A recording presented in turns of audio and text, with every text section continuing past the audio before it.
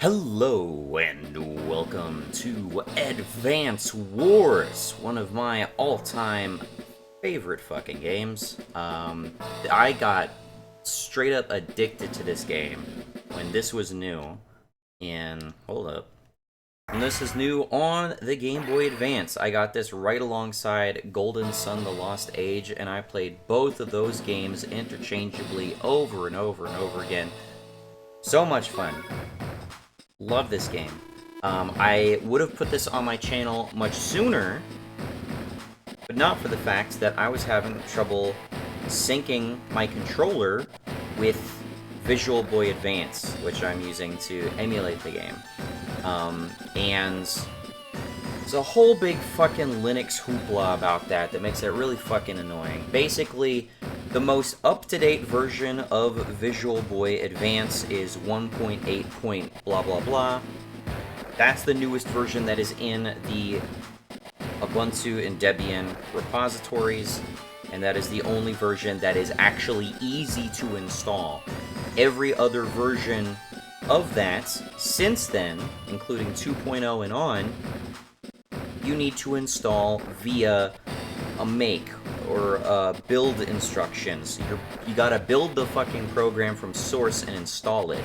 And I, to this day, well over a year of having used Linux, have no idea how to fucking do that without it being permanently stuck on my computer. I've tried doing check installation, check install fails in 3 different fucking ways. Can't find the config file, can't find the make file, can't make an install without a make file. And when I do somehow manage to make a Debian file out of it and I run that, it does nothing. So fucking excellent process we have for installing goddamn Linux programs. There's executables and apps for Mac and Windows versions if I want to use that sort of software. But because I'm on Linux, they're like, you're on Linux, you know how to do build from source. You don't mind if this thing is permanently affixed to the fucking infrastructure of your computer. You know how to uninstall that perfectly, right? No, I fucking don't. And I don't want to learn how to have to do that, to be quite honest. So, unfortunately, I've never been able to find a newer version of Visual Boy Advance. I believe I've tried MGBA before, but for whatever reason, today it decided to work for me. Apparently, this seems to be MGBA version 0.10, so I guess it's pretty new, but I mean, it does a hell of a lot more than Visual Boy Advance is doing for me. I was able to install it as a flat pack right out of my software manager, and it works. It launches the game, it immediately renders the graphics flawlessly, and I mean, it was able to assign my controller to it, which I couldn't do with Visual Boy Advance 1.8. So, let's give this a shot. Let's hope this actually manages to allow us to play the game properly. Here's hoping. It's been a long time since I've actually played this game properly. I am not going to play it on hard mode, but unfortunately something you have to bear in mind as we get into this is simply that they're going to force a tutorial on us right out of the gate. If we don't have any pre-existing save file, they force a tutorial on us. So we're going to have to go through that real quick. Please enter your name. We will be not that.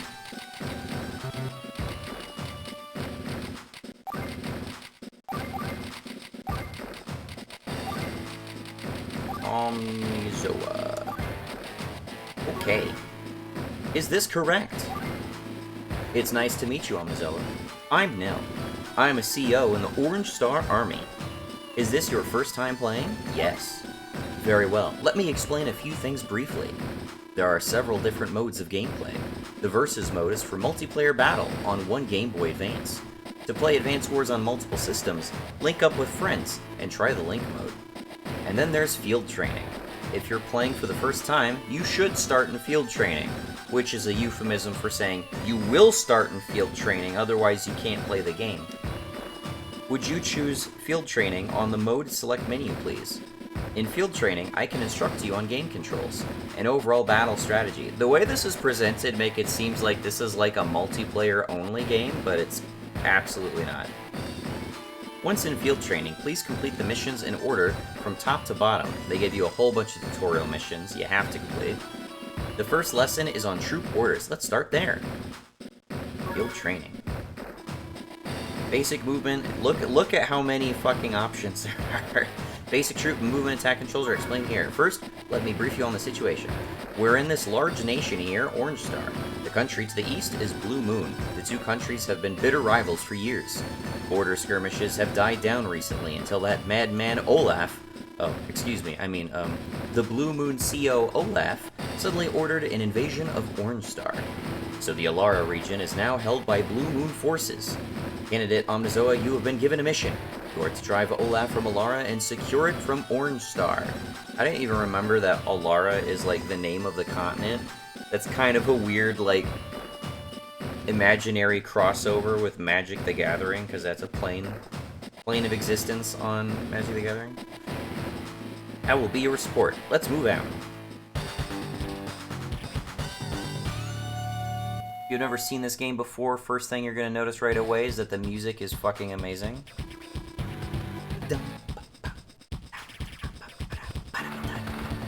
The Alara region is quite remote. That's why Olaf hasn't deployed many troops to the area.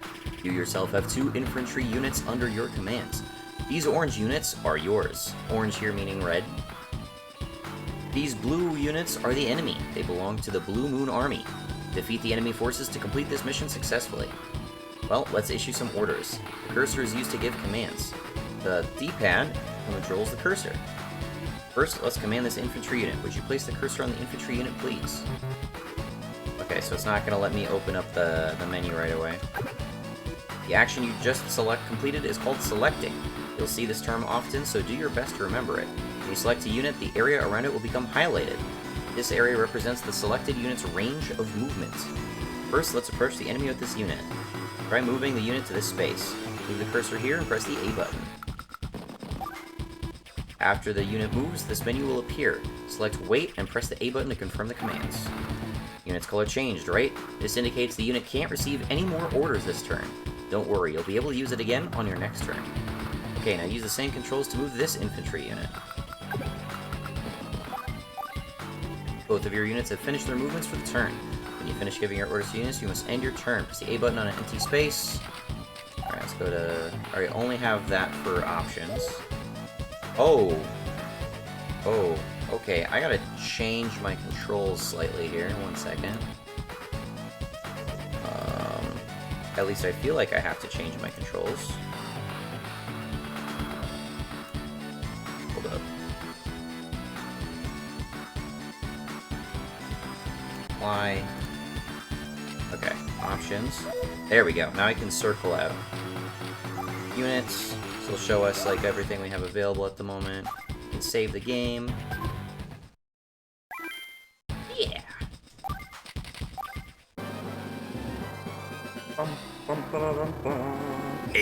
Orange Star Army units have moved into the Alara region? Ha! They won't last long. My troops there will make short work of them.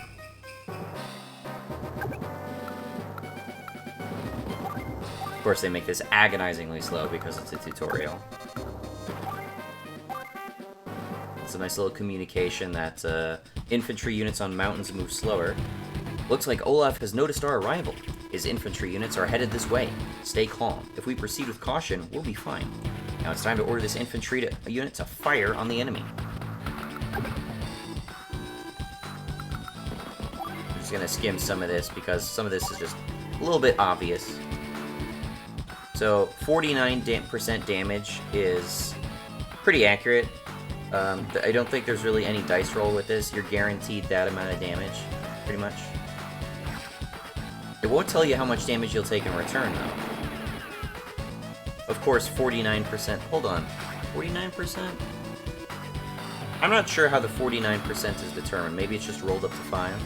You score damage on the enemy. Do you see the numbers on the units? This indicates the unit's hit points. All units begin with 10 hit points, but as they take damage in battle, their hit points will decrease. When a unit reaches 0 hit points, it will vanish from the screen. Notice that your unit has more hit points than the enemy unit. This is because the unit that attacks first generally has the advantage. Waiting to be attacked is not a good strategy. You should pick your battles and always fire first. Okay.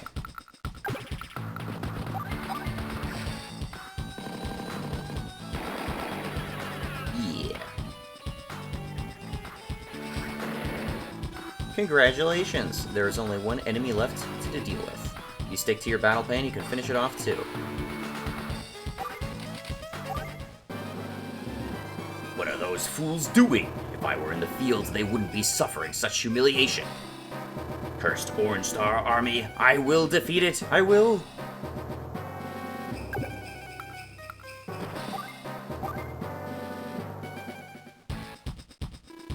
Return again, blah blah blah. This unit is damaged, therefore attack with the one that's healthier first. Yep. That's how the A button is used, yep.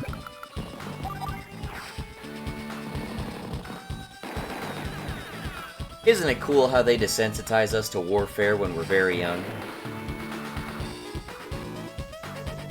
They somehow managed to make, like, a war game and make it, like, super cute. Congratulations, Omnizoa. You won. Now see the A rank that your strategy has earned you. Speed is based on how quickly you won, while power is based on how well you concentrated your attacks and overcame your enemies. Technique is based on how many of your own troops were lost.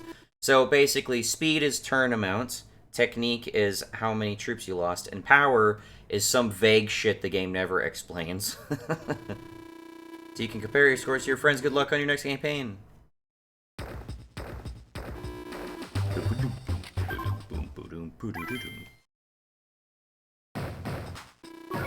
Alright.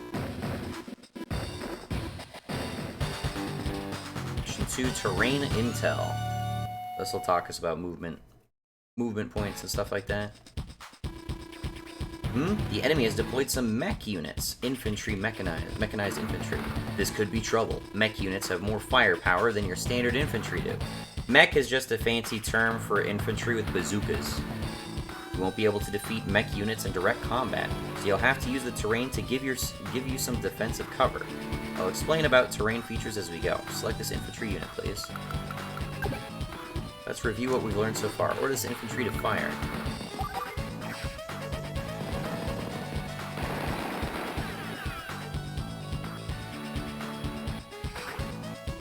Excellent. Okay, select this infantry unit, please. You notice anything different? Up till now, the highlighted movement spaces for infantry was 3 spaces, while in the mountains, it's less. Movement cost is double here. This means your movement rate will be half of that on plains. Do you think that means you should avoid mountains? That would be a very serious tactical error. Mountains offer advantages that compensate for movement cost. You'll understand once you fire on the enemy.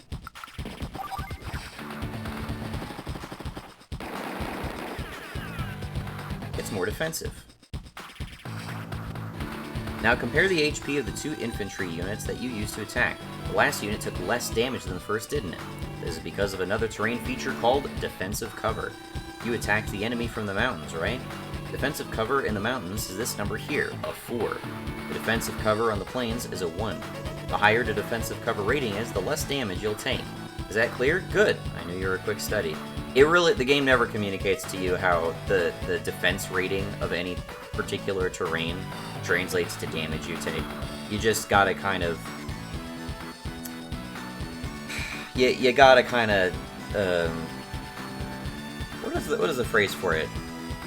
It's a guideline. It's not a hard and fast rule. It's just a general rule of thumb. If you can prioritize higher defensive terrain, you should. But you can't always do that. For example, vehicles can't go on mountains. Aerial vehicles obviously can, but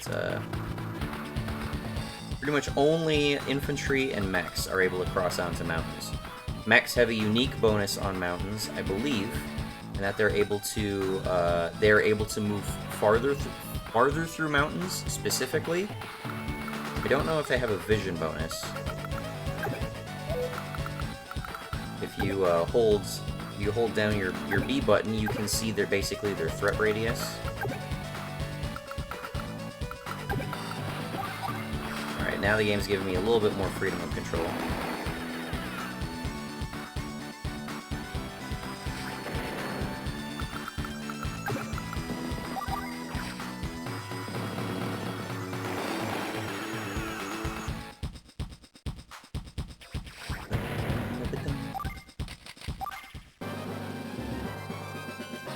So you spotted my troops, have you? That's pretty good. But this time, things will be different. You'll learn what it means to face mech units. I'll just keep watch from back here. No need for me to actually be in the field. I'm still in charge, though.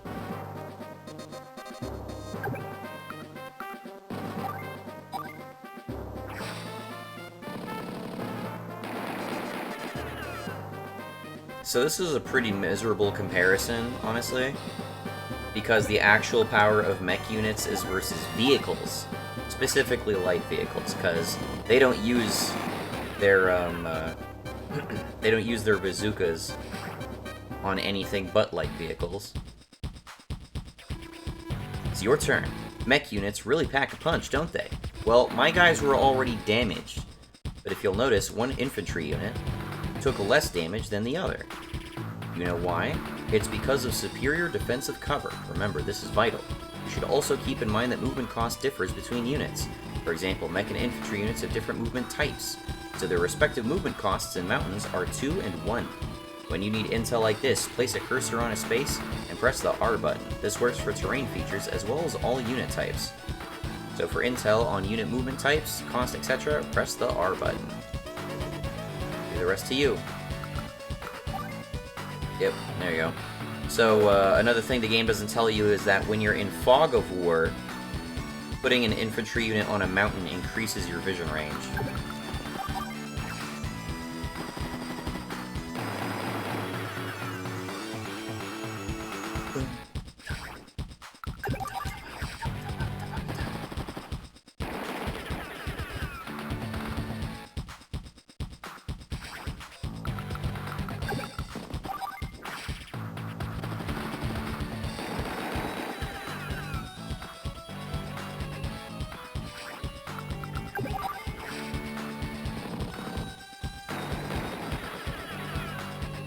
The reason why you want to attack with healthier units first isn't necessarily because you'll do more damage.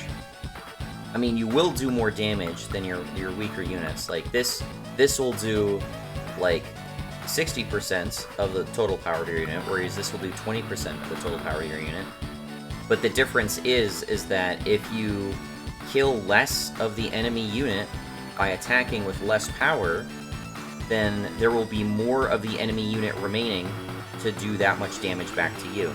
So if I attack and I knock this guy down to 5, let's say this guy is healthy, this guy is at 5, and this person is at healthy. So I attack with the healthy unit, knock this guy down to 5. Then I attack 5 to 5, then I might knock him down to 2 or 3, right? So that's good. But if we flip this around and say this guy was healthy and I attacked with a 5, I might knock him down to 7 or 8, and my guy might die. And then this guy comes around, and then it's a full healthy unit versus a 7 or an 8. And then all of a sudden, if I attack him, he may not be down at that level. And even if he goes down to 2 or 3, I'm just out of unit at that point, right? So that's the logic there.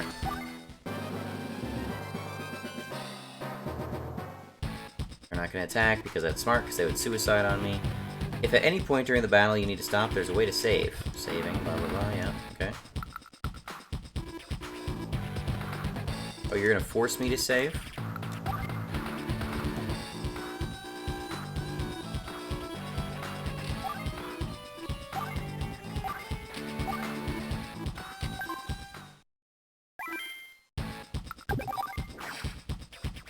Only one save file in this game.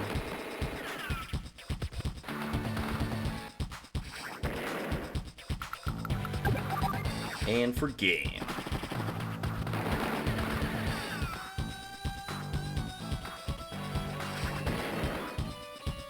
You've done it!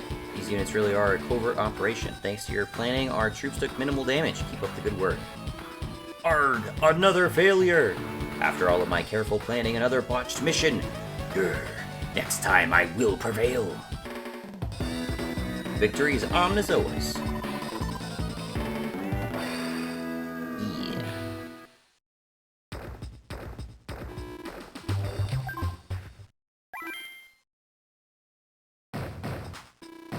Base capture. Here we go. Now I get to talk about buildings.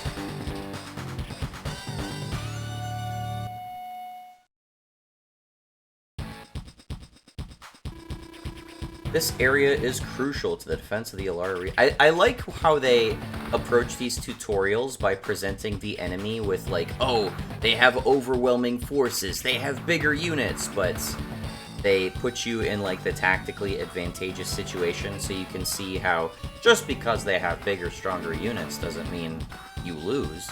You can still beat them. This area is crucial to the defense of the Alara region. This explains the 4 enemy tank units deployed and waiting for us. Fortunately for us, those tanks can't cross the mountains, so let's take care of business here first and deal with them later. Let's secure some bases by capturing the local cities. Select this infantry unit and move it here.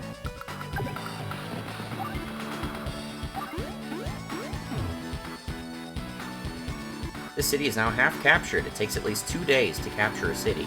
Order this unit to capture again next turn to secure an allied base. Oh, and I almost forgot, don't move a unit that's in the process of capturing a city. If you do, you'll have to begin capturing it all over again.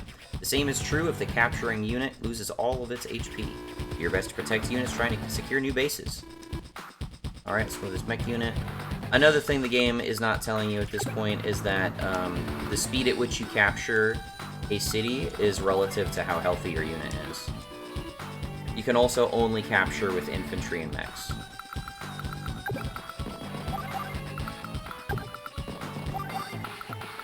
I remember this game... I remember how to play this game very, very well. Played this a hell of a lot. What? Enemy forces have appeared again?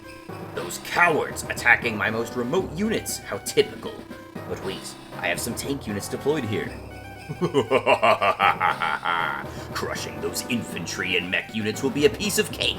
Fight on, my loyal troops. This time you shall be victorious.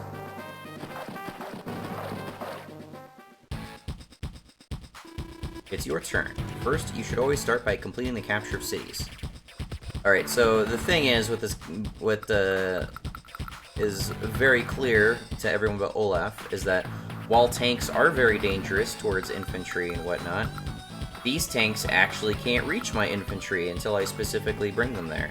So my infantry and mechs can cross these mountains, and the mechs can actually attack them with bazookas from the mountains. So in their defensive positions, and they deal decent damage to the tanks. The tanks can't really retaliate except to attack into the mountains. Whereas the infantry can just come all the way down here, cross this bridge, cross these mountains, and capture their headquarters, which is, I believe, the objective here.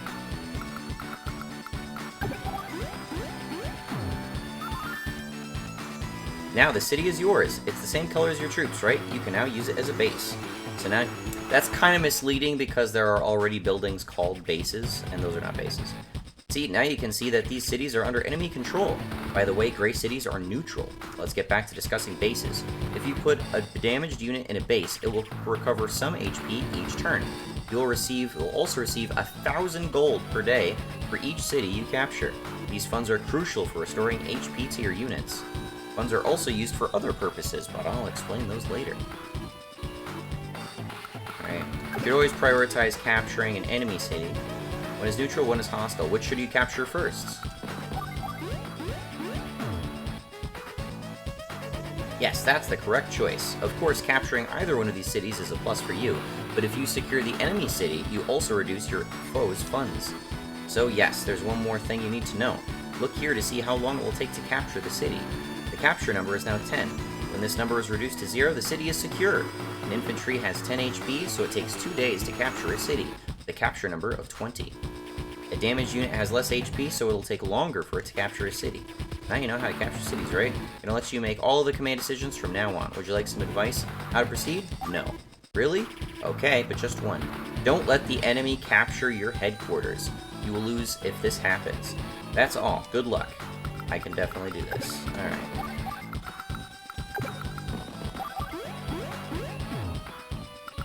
I don't know that I have the options to increase... Oh, they did add something to the options menu.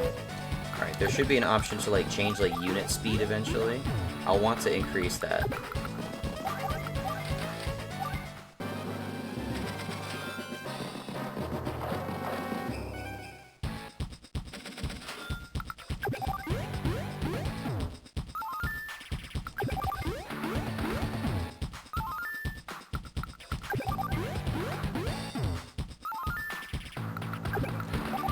Now, because, as you can see, they have defense of 3, so you actually have decent defense when you're in cities, but at the same time, something that's worth noting is that you regenerate health every turn that you're in cities. It costs you a bit of money, but it's an overall negligible cost. So if you really gotta kind of weather a storm, camping your units on cities is very effective.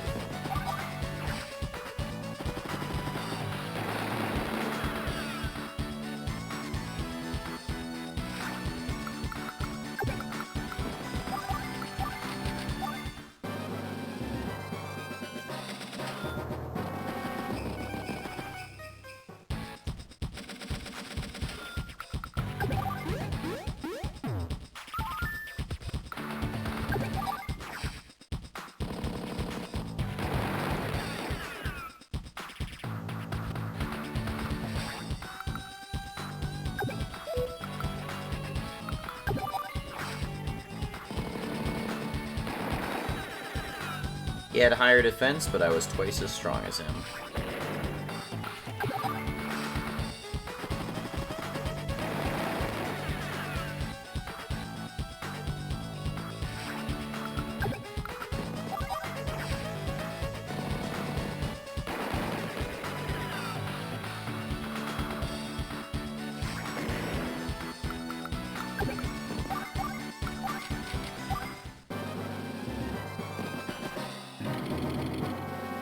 That's not good. Almost died.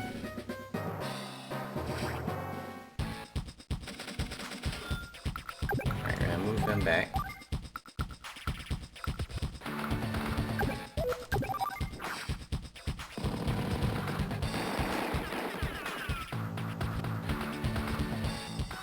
I think mechs have like a very slight advantage over infantry, but it's really not a big deal.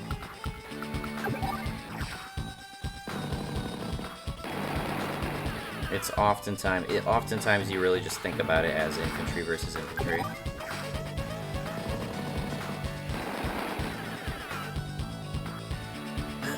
Now they kind of flip-flopped our ideal positioning here because the infantry down here should be down here. The infantry units can move farther, so I want them to take the long route around and capture the base, whereas the mech should be higher up because they can attack the tanks. Hey, excuse me? You wanna run that shit by me again?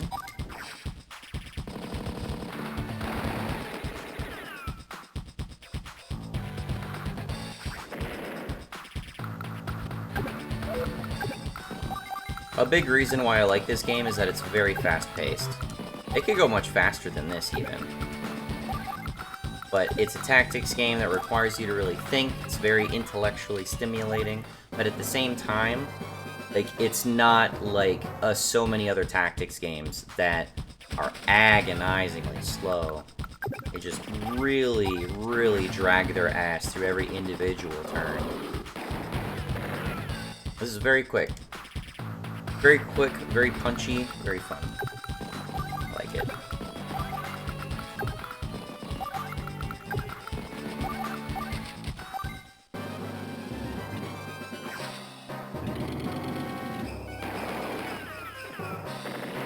Nice.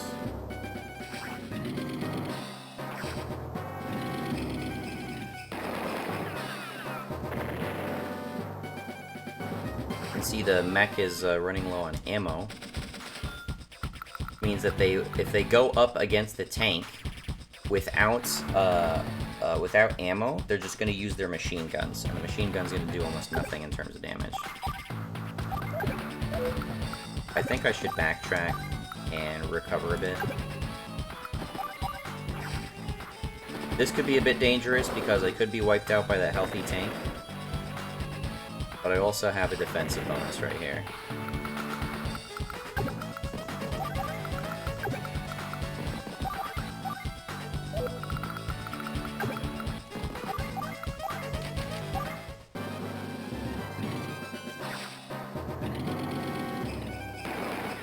There we go, very close.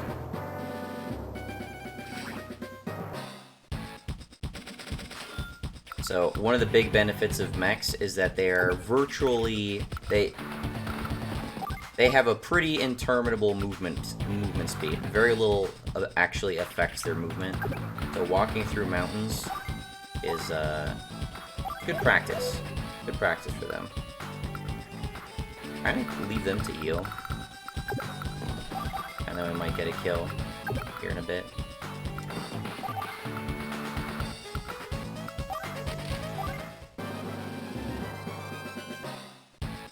When they regenerate on the cities, they're also restocking their ammo full. They get all their ammo back.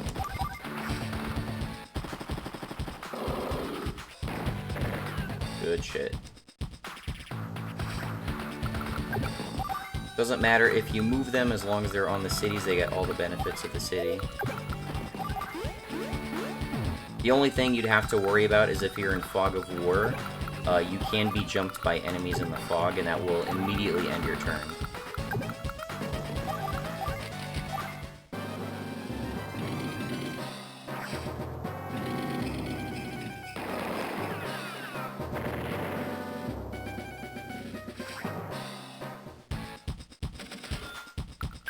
I'm gonna go down here and fire in this guy. There we go. And that will be game. Outstanding! You've reclaimed the area and forced Blue Moon to withdraw. There's one more thing I have to tell you. You receive funds by capturing cities, right? Well, once you clear a map, you lose those funds. Sorry. Good luck on the next battle. Unbelievable! We've been forced to withdraw. What's going on? What were the tank units doing? Those useless fools. I'll take direct commands next time. Grr, I'll show you all! Kamizo wins. Ooh. Just a little bit shy. You can't get S rank in this game. I'm not sure that it's meaningful in, like, the training missions. Unit repair. Here we go. It's up to you to join with our troops. Here we go.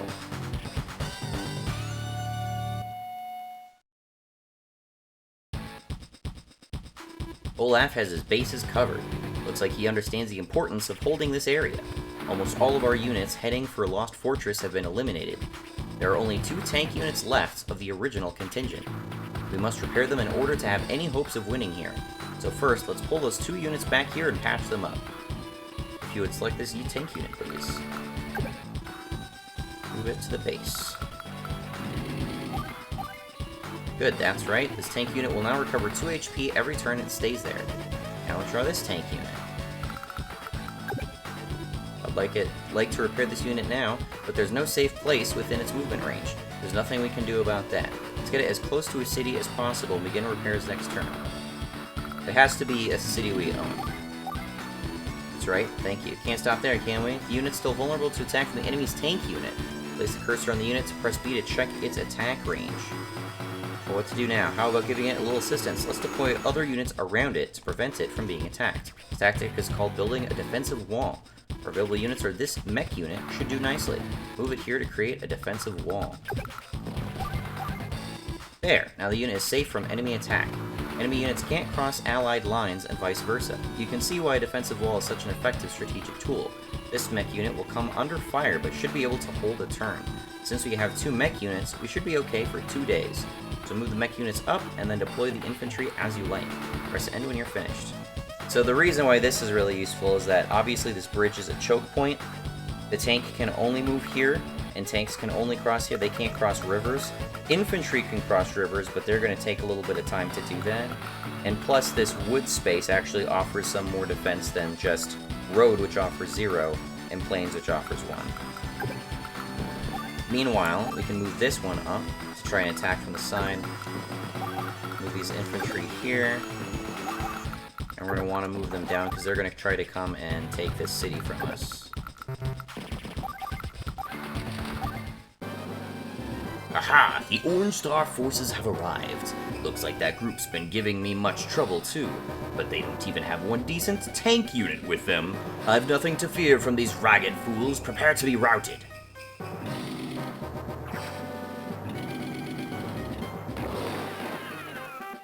We still took good damage. Machine guns versus infantry is very effective. Your turn. The enemy unit is closing in, but the tanks need more time for repairs. Even regaining 2 HP per day, we're not going to be ready in time. Looks like we'll have to join these 2 units together. Please select this tank unit. Great, put the cursor here and move to this spot. Select join from the join menu, please. You did it! These units have been merged. When 2 units join, they combine their HP. Of course, now there's only 1 unit, but I know that 2 units may seem better than most at times. But running around with low HP is very risky. I recommend using join when you feel it's necessary. I'm going to leave the rest of this mission to you. Do you want some strategic advice? No. Really? Don't forget to win. You must capture the enemy HQ or destroy all enemy units on the field. Good luck. So I rarely used join, and oftentimes I kind of felt like join was kind of a bad move. But something I actually only learned about very, very, very, very recently, as compared to when I first played this game, is that you actually get refunded the difference in HP if you combine 2 units that would otherwise exceed 10 HP. That's a great little touch of polish to this game that I didn't even know it had. I appreciate that. Anyway, we're going to, since we don't have help anymore, we're going to retreat here and do this. Now we have the attack advantage, take out 2 tanks, hell yeah. Come down here, try to protect this mech against these guys. This dude up. Next turn, this tank will be full health.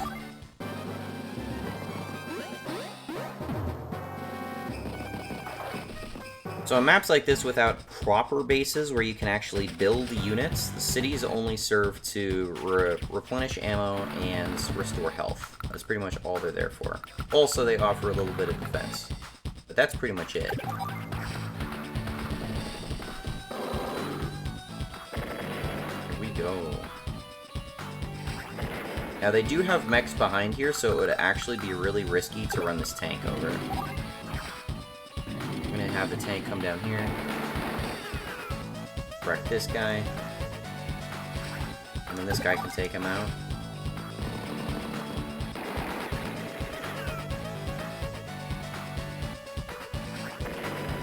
Good shit. This guy's only gonna have like 1 more ammo left. They can attack from the bridge into the river, so I gotta be mindful of that. Moving across rivers is very slow. Let's go with this.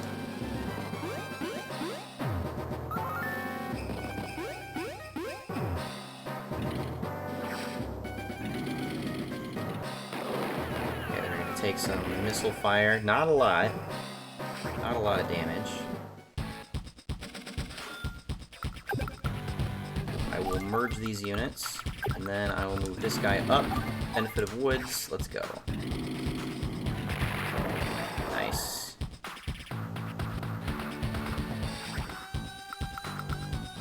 Alright, that's I'm gonna move these guys through.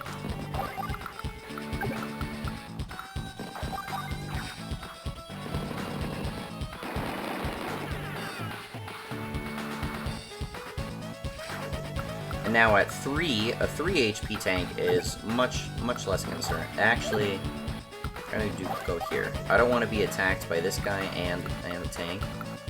This guy in the city with as much defense as he has is... You have no defense in the river. You're really slow in the river, and you have no defense, so it's a very vulnerable position to be in. Oh, gonna go for that, okay. Yeah, our machine guns don't do a whole lot against tanks. This guy's gonna beeline. Want this person to heal. Back out. Shoot this guy in the water. I have more defense now. Nice.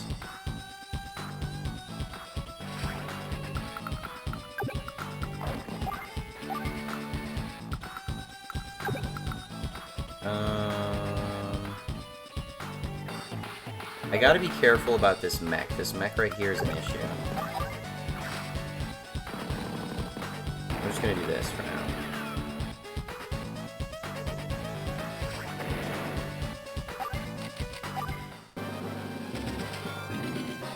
That's fine. I should survive this. That also protects my tank from their mech. Excellent. Okay. So, that being said, I'm going to move you back up here. I'll start capturing that, but that's not my priority right now. I'm going to move you...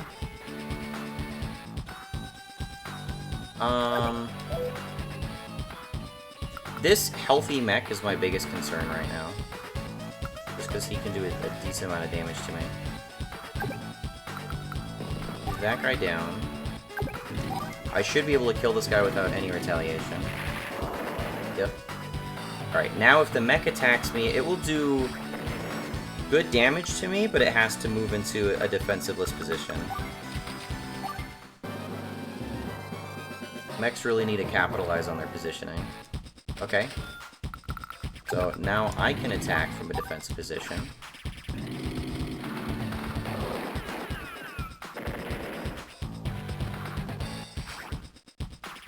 Okay. This won't mech up.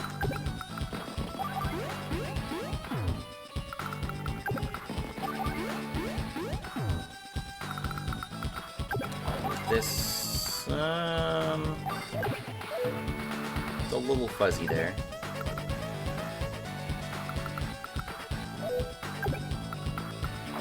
I'll move you here. Let's see how this goes.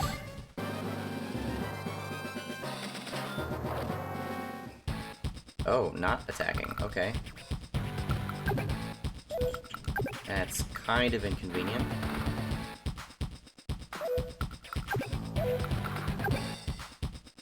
I wanted to move into the river and attack this guy. Let's get the city.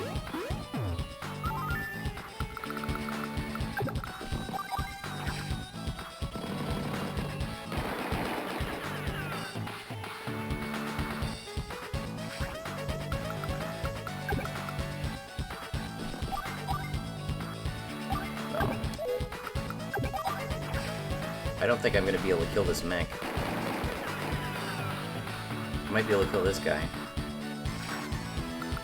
Not very likely, though. Yeah, not quite.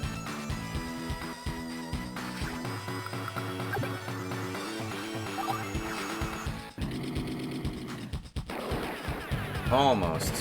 Almost.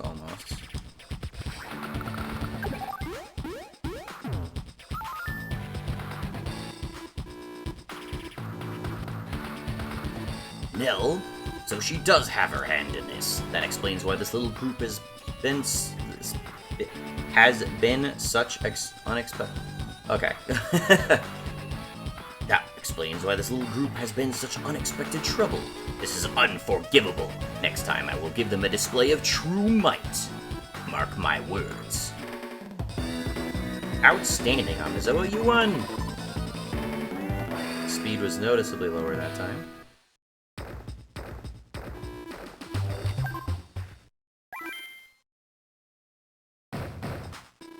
APC ABCs. Yeah. Now we're gonna start doing land transportation.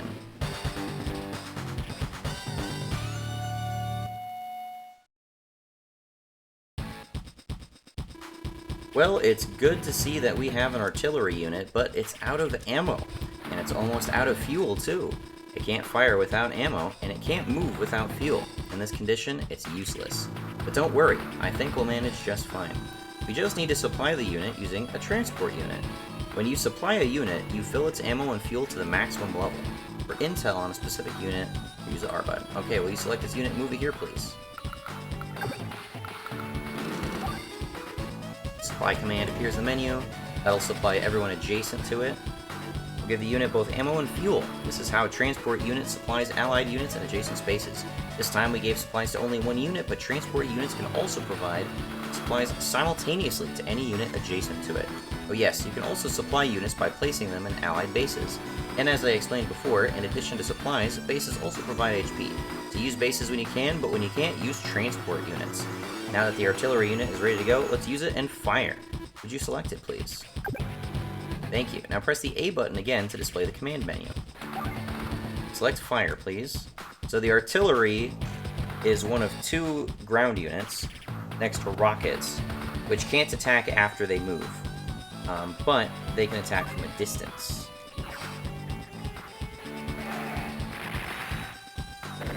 So you kind of have to preemptively set them up in a good position. This is why we have artillery units. Indirect fire. Indirect fire is a term used for a long-distance attack on the enemy. This technique allows units to fire without fear of counter-fire. Now that that's clear, go ahead and deploy the rest of your troops. It's only a matter of time before the infantry attacks these allied bases. Let's see what we can do to protect them. I think a single tank unit might barely suffice. Please use the movement here.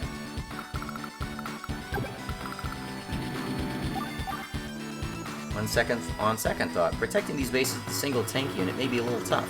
The enemy also has a tank unit nearby. I think it would be wise to move a mech unit up as close as possible. Please move this mech unit to this point. The remaining units are yours to deploy as I see fit. Would you like some strategic advice? No. Oh, I almost forgot. Would you like to know how far your units can fire? Do you remember how we checked the unit's attack range? I do remember. Alright, we are good. Let's go. So, I gotta be mindful of capturing this city because this guy can attack it from that position. That doesn't mean that he won't move up in this direction, though. So there is possibility to capture it still. Move the rest of these guys forward.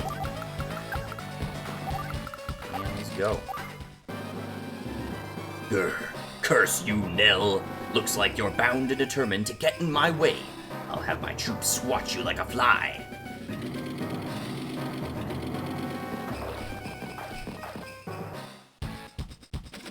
Your turn. This doesn't look good. Enemy units are closing in and our mech unit won't arrive in time to help. But don't panic. There's a way for us to help that mech unit move a bit faster and farther. Please select this mech unit. Okay, now move the unit here, please. Please select that commands. Now, you've now loaded the mech unit onto the transport. Transport units can carry both mech and infantry units. This effectively increases the movement range for these units. You won't go wrong using transport units to carry troops. Let's move this unit. Would you select it, please? Let's move the unit to this space. Oh, sorry. See the drop commands? Drop it. Drop that little sucker. Oh, come on. There we go. That finishes the drop command. Unloading ends the turn for both the transport and the unloaded unit. This is a much faster way to reach the distance objective, isn't it? The transport units can supply all units as well as carrying infantry and mech units. But there is one thing you need to remember. Transport units carry no weapons, which means they cannot fire. For more intel on transport units, place the cursor on 1 and R button. No strategic advice. It's yours. I'll offer me one piece of advice for advice anyway. Artillery units cannot move and attack in the same turn. Keep that in mind. I will. So, I can move this here, and it can attack this little space on the bridge.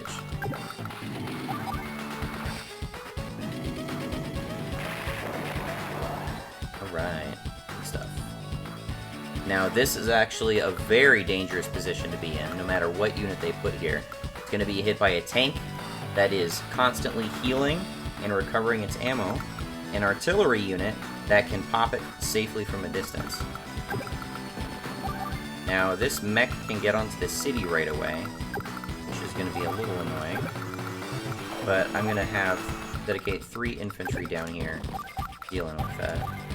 Whoopsie, I pressed the wrong stuff there. Okay. Or that guy's going to try to capture it. That's fine too.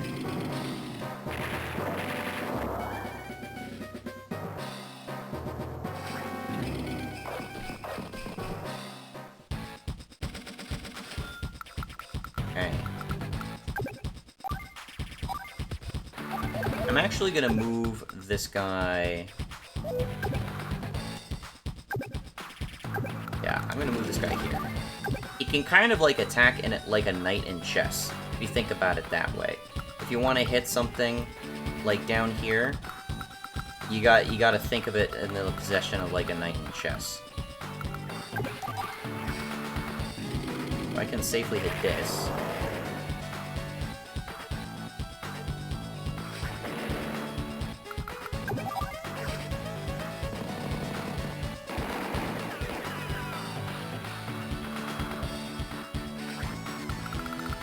Alright, we're gonna swarm this guy. That artillery can't hit us.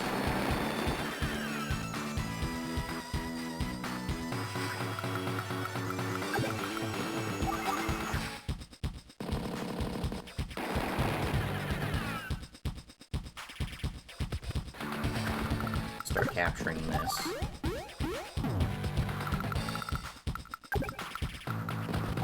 Alright, move these guys down here.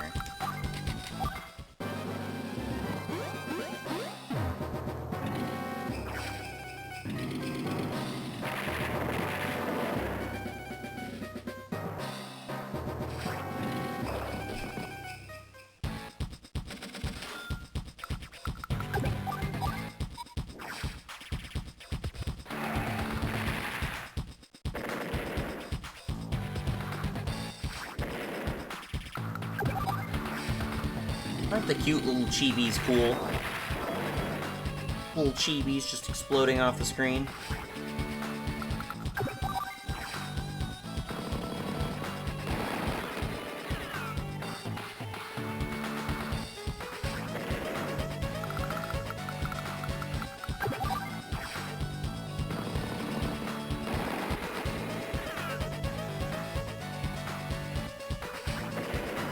Okay, again, I need to be mindful of this thing. This can move here.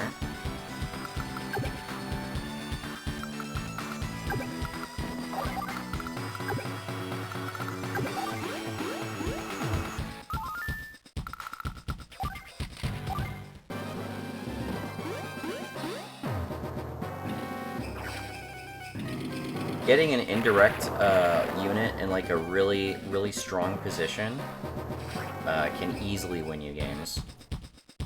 This artillery is not in an especially good position. It can only cover one space of the road down here, and it can only hit this one city. So that's pretty much all of the good that it's doing for the full left right now.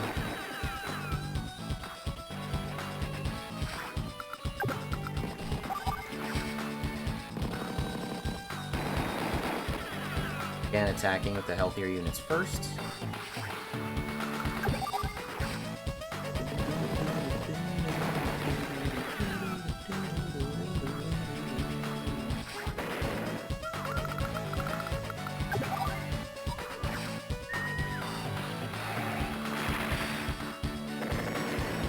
Wrecked.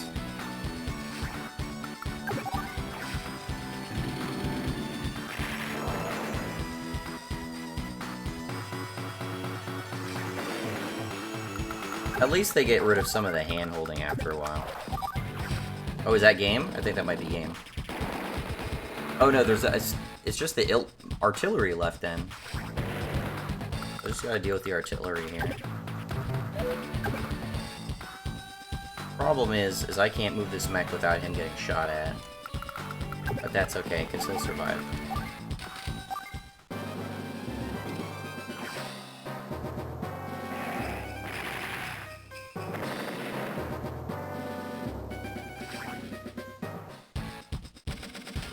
Learning about sacrificial...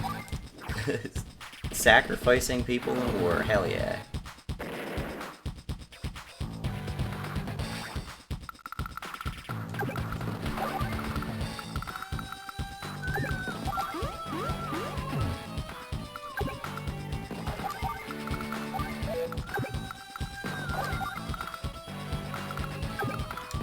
Give them a lot of targets to choose from.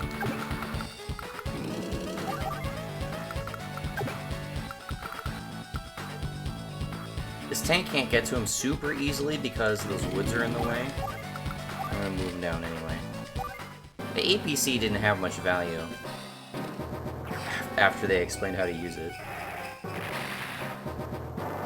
Ah, I lost a unit. That sucks.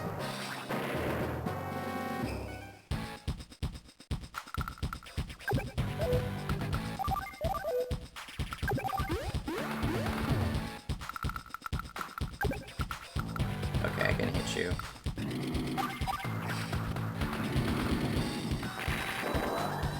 Nice.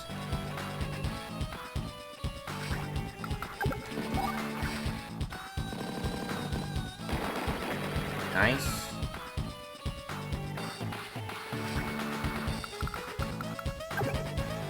Now the problem is that two artilleries can't hit each other without being hit mutually.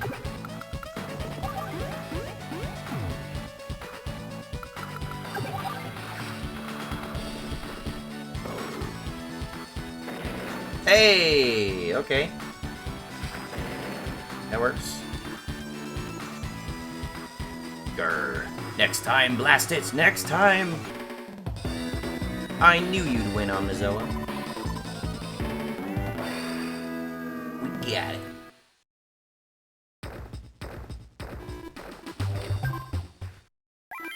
It'd be great to get out of training.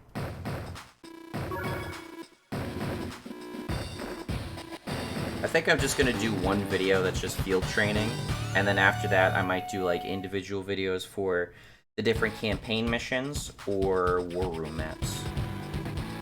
By the way, unlocking stuff and like ranking up in this game is super fun, even though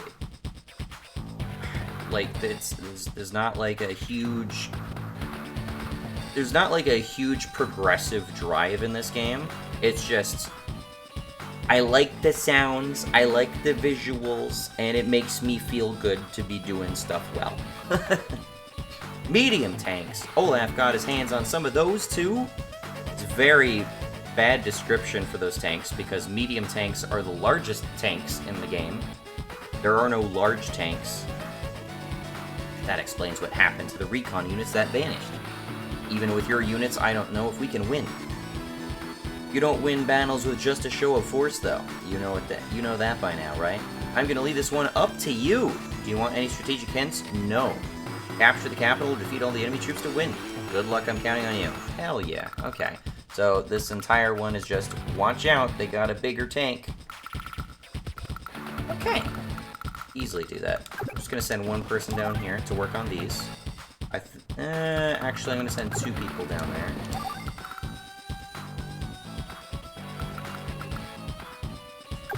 We'll put the mech in the APC.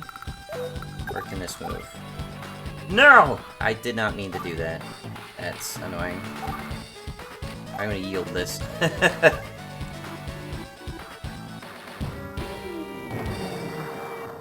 I somehow botched a move on that tank right away. It's not what I wanted to do.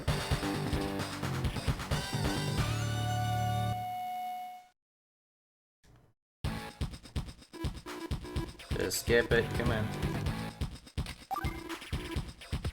Okay. Moving two infantry down here. I'd only send one infantry if not for the fact that they have infantry down here that can cross the river. I want to be able to kind of overwhelm them. This can hit none of the cities without moving, so that's fine. Let's move this guy, actually, into the APC because they're farther. You can move to that city. So I'm going to actually move you to that city.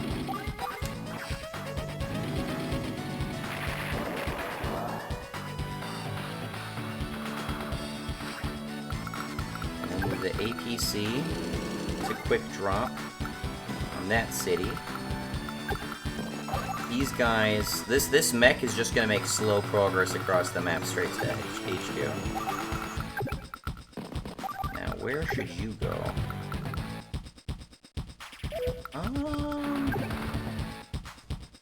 Actually, this would not be a bad position to be in. Actually, it would be a bad position to be in. I completely lied. Never mind. I'm not gonna restart for that, though.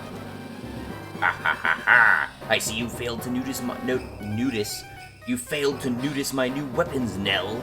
You'll soon tremble before the power of the mightiest ground forces ever.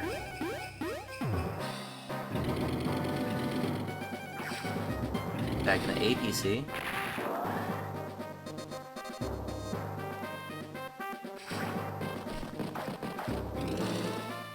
Mid-tank is not going to move until we get too close to their HQ. This is actually a good position for this now, because they moved their artillery.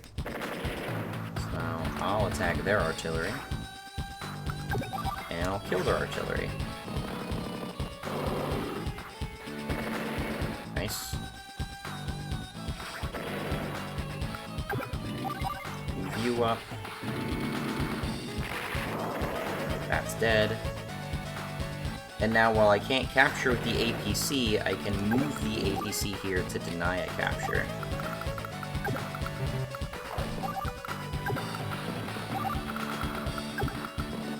These guys can start capturing here. I'm actually just gonna move this guy going. Just keep him going.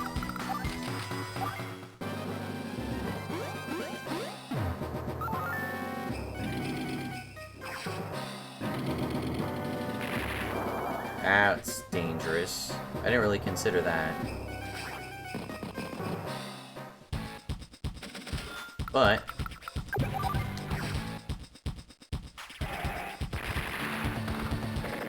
wrecked.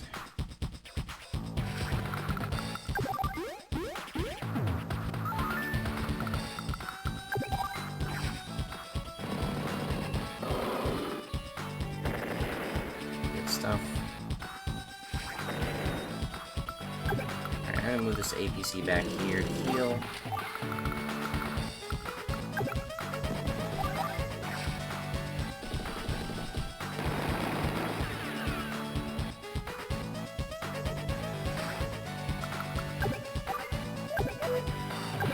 And once again deny the capture of that city by just moving something there.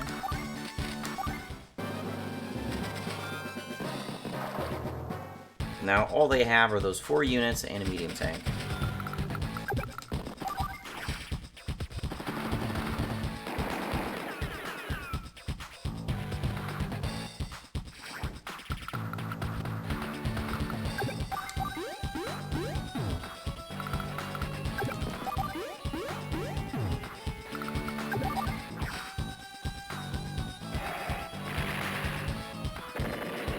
Good stuff.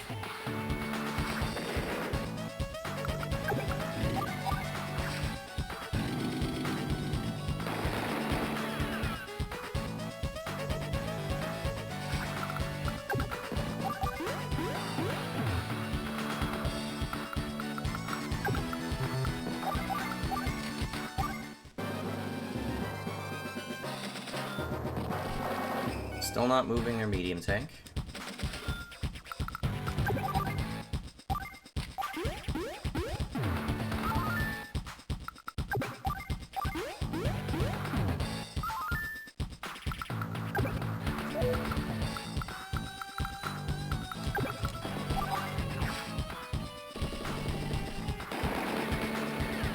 Good stuff.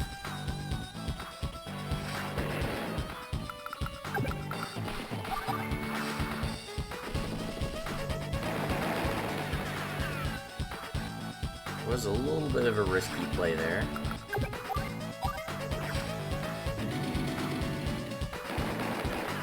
Now the main important thing to do is to take this city that guy's on right there. Because then I can camp it with this tank here And I can weather a little bit from the medium tank.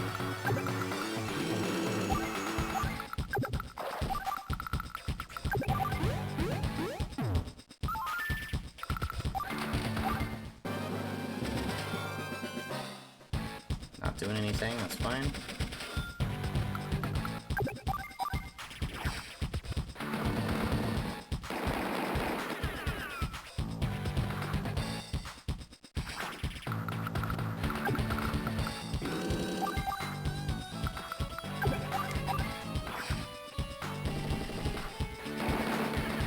There we go. Get this guy up.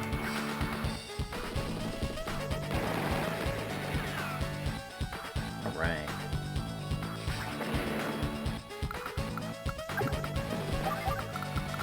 And bump this up.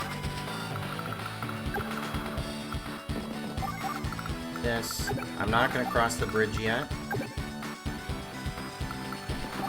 We'll move this this mech a little closer though.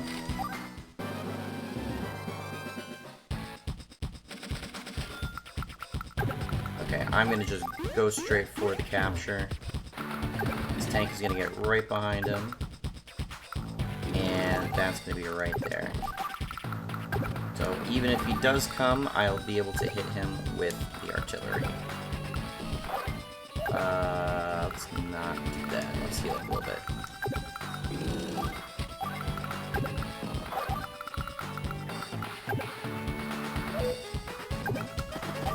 Might be able to do something. Yeah, he wants to go after that mech. That did like nothing. Holy shit, okay. But hey, that distracts them and allows us to take the city. Fall back.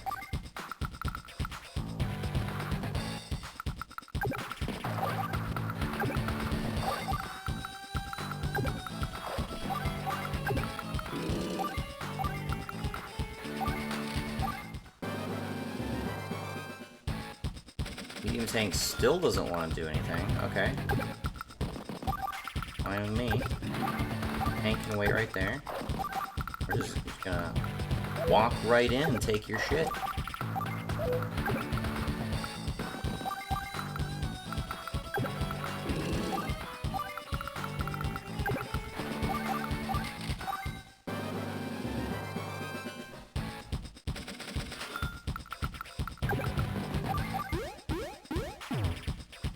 I thought the medium tank would like aggro as soon as I got to this island, but apparently not.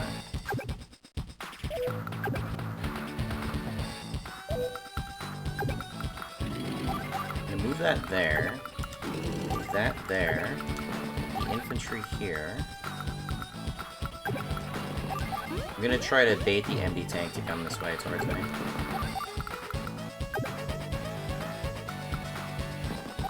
Now, if it attacks this tank, I can hit it with the artillery.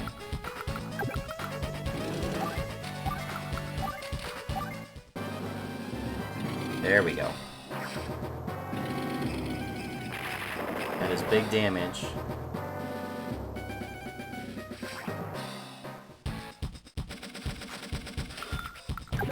But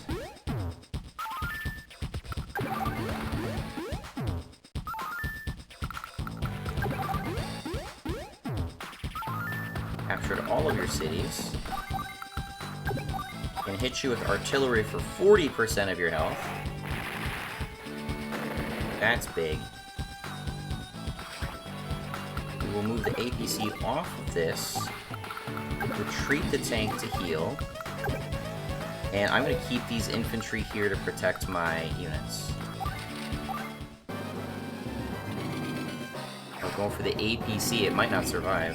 Oh wait, no, it's at 6. It can survive that.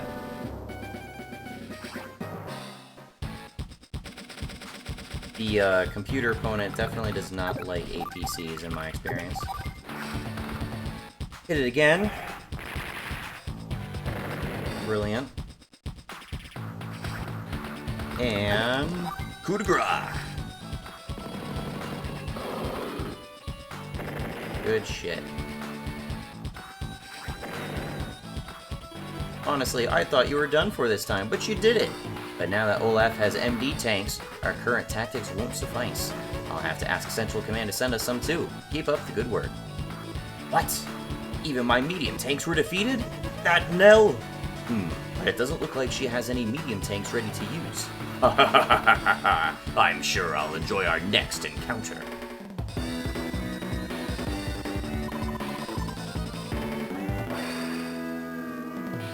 So MD tanks are probably one of the more boring units in the game because they're literally just normal tanks, but tankier.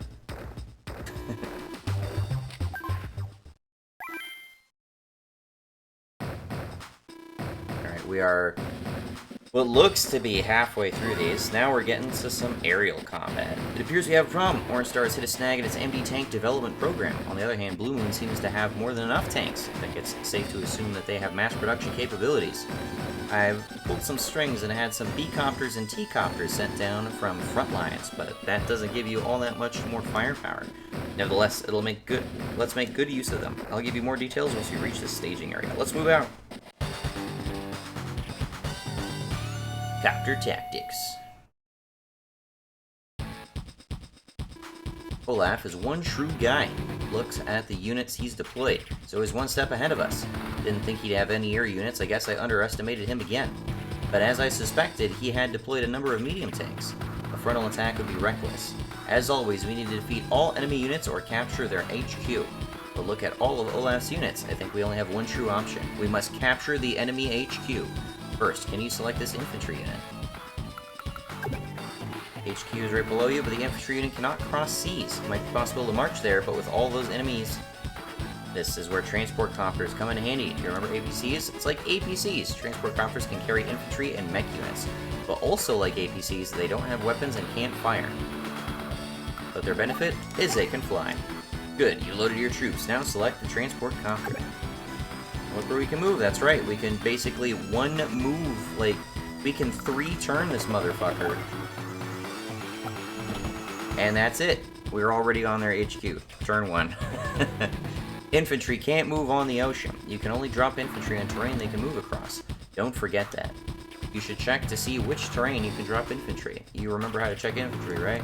Blah, blah, blah. For a terrain, right? Now, the battlecopter... It's not affected by terrain because it's an aerial unit.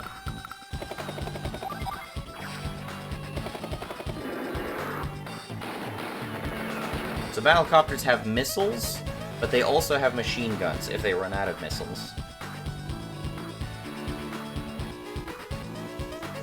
Basically, a whole bunch of weapons, a whole bunch of units have ammo counts for their strong weapons, but then they have fallback machine guns they could use, which are pretty much only good against infantry and mechs. Since air units are always flying, they use fuel every day. The battle and transport copters use 2 fuel units per day. Don't worry about remembering that exact number, dude. Just keep in mind that they burn fuel every day. Now, all you need to know about... all you need to know about these units. Well, if they run out of fuel, they blow up. Unless they're on an airport. And that is the only space they can be on. So these units are basically bound to die without any airports. No strategic advice. I already know what to do. We gotta block this bridge.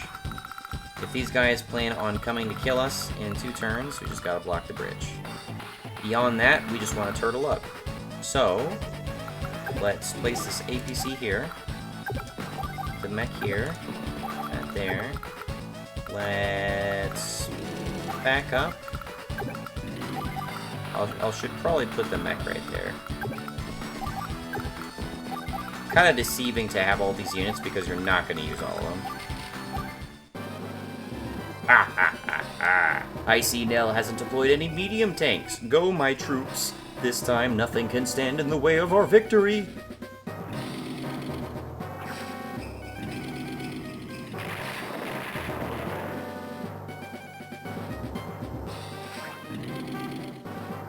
That sucks.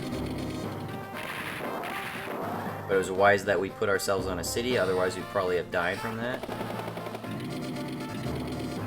That battlecopter is going to be a bitch.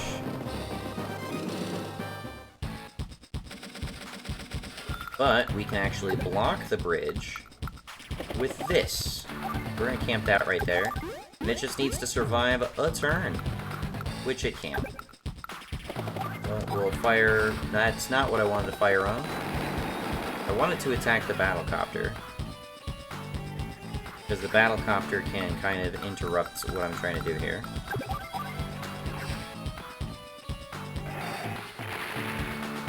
So that was a bit of a mistake, what I just did there. I might unnecessarily lose a T-copter for that.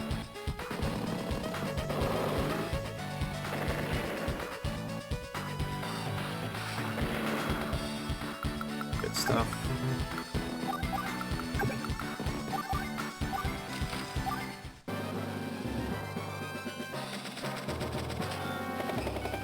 Yeah, that's what I was worried about. But it doesn't matter. Oh, we lost it. That sucks. We could have prevented that.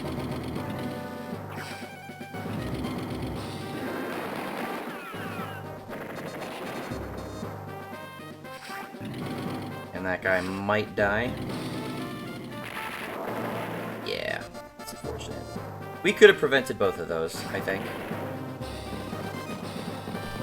The MD tank has stronger anti-tank guns, has stronger anti-vehicle guns, but I believe its machine gun capability is not much better than the tank.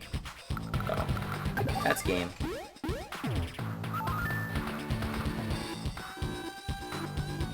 I wonder what score I'm gonna get for this one. What in the? My HQ has been stormed! Nell, you troublesome little... Saw that you couldn't survive a frontal assault, so you pull this out of your hat. Grr, this isn't over yet. Yeah, I lost some technique on that because I lost units.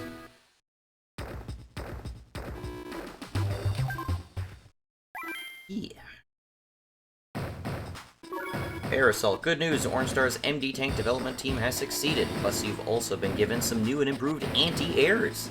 Now let's discuss the current operation on the Zoa. An entire company has disappeared on its way to the front lines. It was made up of mostly MD tanks and tanks, so this is serious.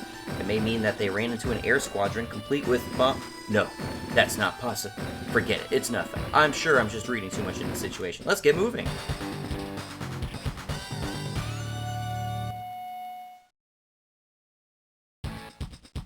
Bum bum bum. Ha ha ha ha ha! Nell, mobilizing your troops again, are you? Well, you're too late. Fly, my masters of the sky. Finish off these surviving troops, then destroy that meddlesome Nell's units.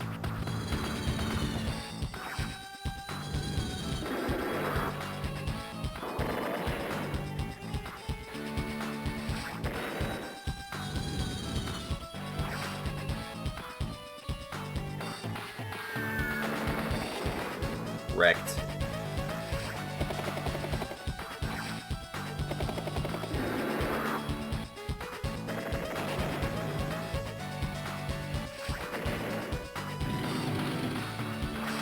Oh, this looks so hopeless.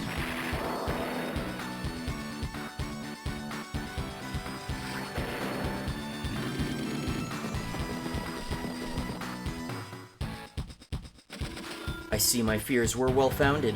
He's got bombers, and fighters too. This is bad. All of our units that were deployed here have been decimated. If we don't stop Olaf here, he'll push onward and cause even more damage. This is a major turning point. We must be strong. First, let me tell you about a new unit which has been assigned to you. You've seen plenty of medium tanks, so you know how to use them, right? Against other grouped ground units, they're practically unstoppable. But, as you've just seen, they're helpless against bombers. Now, let's look at anti-air unit. Let's see what it can do. Select this one, please. This battlecopter is in the perfect spot. Attack it!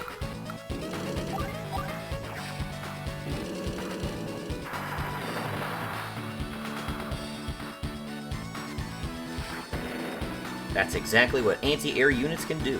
You can see how overwhelmingly powerful they are against air units. Plus, against ground units, mech and infantry in particular, they're more effective than tanks. However, tanks will defeat them when head-to-head combat. Now that you understand anti-air units, I'll let you take commands. Give you some advice. It appears the fighters and bombers don't have much fuel or ammunition. I was nervous at first, but it looks like we may get through this after all.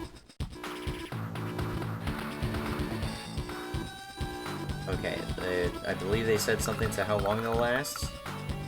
12. Okay. Okay, so this will survive 6 turns.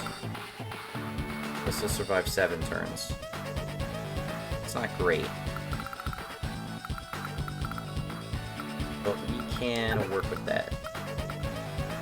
Just gotta be wary of where we can block off access to the fighter. The thing is, the fighter is also an anti-air unit, but it is an air anti-air unit.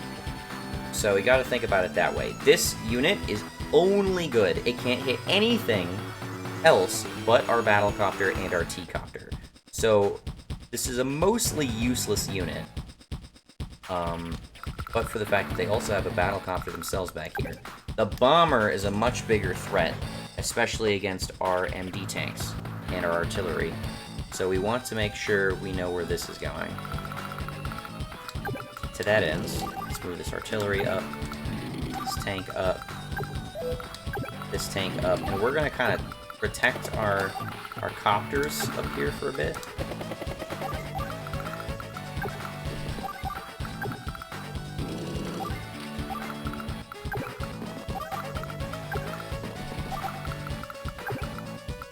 They don't have T-copters themselves, so they couldn't come and try and snag our headquarters even if they wanted to.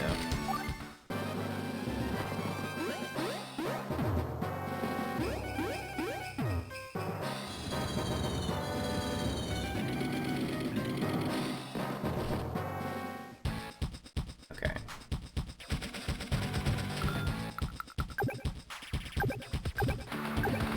Oh, it's out of fuel already.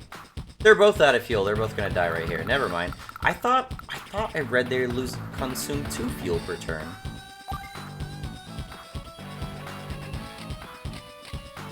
It uses 5 units per. Oh, okay. Oh, never mind. Okay, they're both non-threats right now. That's fine. That in mind, I gotta worry about the mechs a little bit. Because the mechs can retaliate against anti-airs pretty well.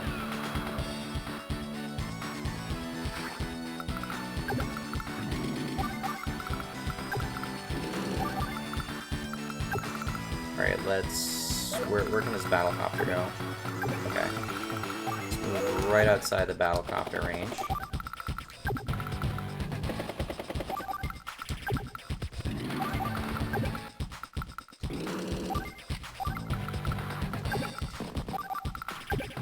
I could be transporting guys, but it's not a big deal right now. Most of their troops are between me and their headquarters. And it's not a big press to actually get cities on this map because there aren't actually bases. They call them bases, but that's very misleading because there are actual buildings called bases.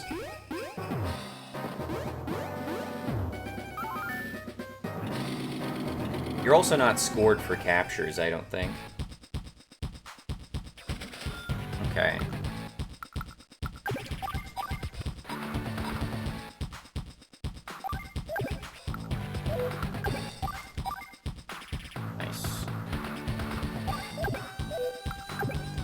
Alright, so I'm gonna hit this. Drops it down to 3. Have the battlecopter finish it off. It will be attacked, but that's fine. I have my anti-air right there. Then we'll move this guy up, attack this. Nice. And then anti-air the capturing dude.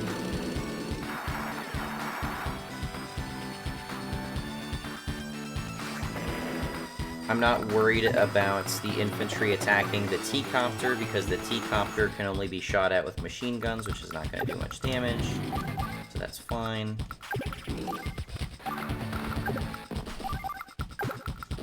I'll actually load someone into that.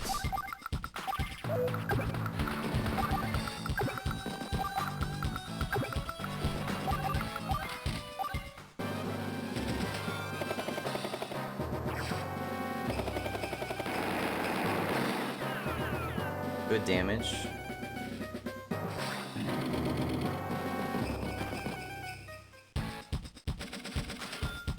Alright, now we can wreck this thing.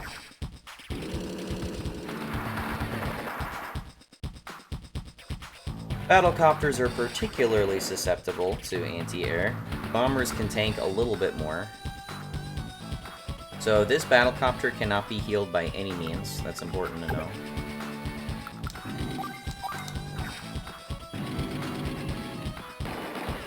Absolutely been mopped up. Holy crap.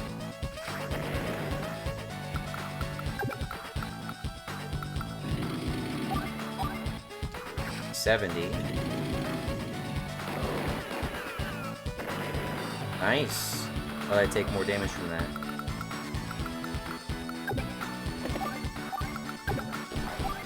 Load into that. Drop you off.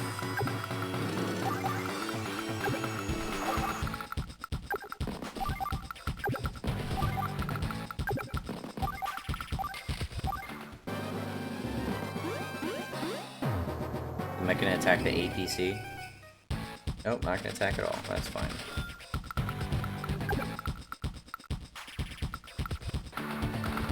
I'm gonna try to chase this guy.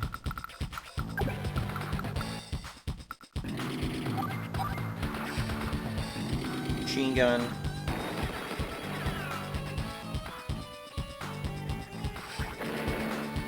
Good stuff.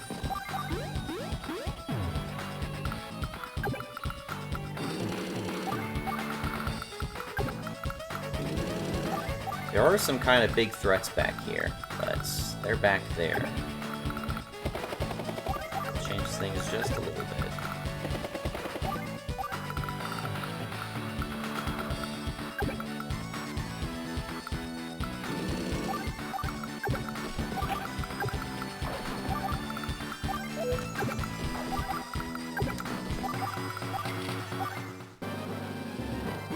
This game gets much more interesting when they introduce fog of war and building.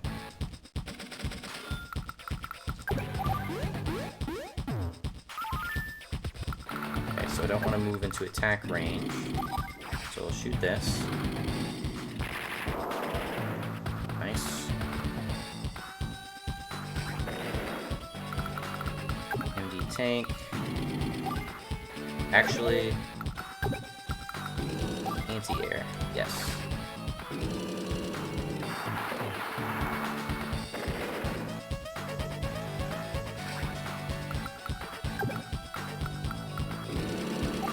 Move as far up as I can. We're gonna knock you out.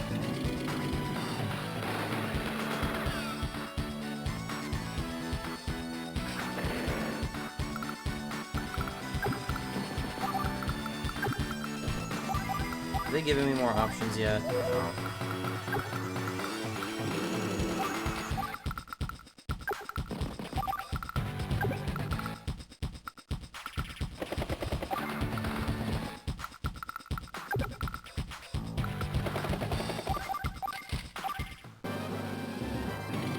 There we go. That sucks. But we got him to move, which is big. Alright, you're gonna retaliate now, or retreat now. Move you down here. Move the artillery. Now the artillery from this space can hit both of these cities. Move the MD tank there. This battle cop. Move you back.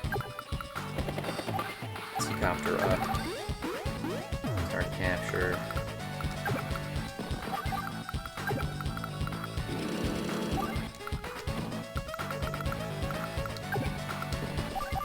You cross the mountains up there.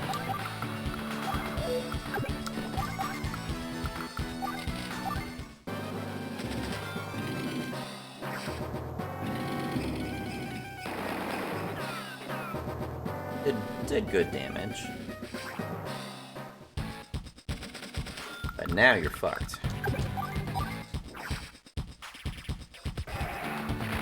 You have no defense on the road. And I can attack you from city.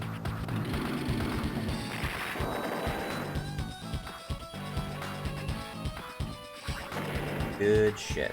Alright, and we can fly right up to you and start harassing this artillery.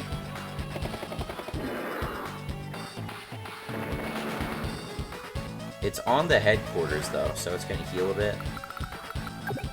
That's not great.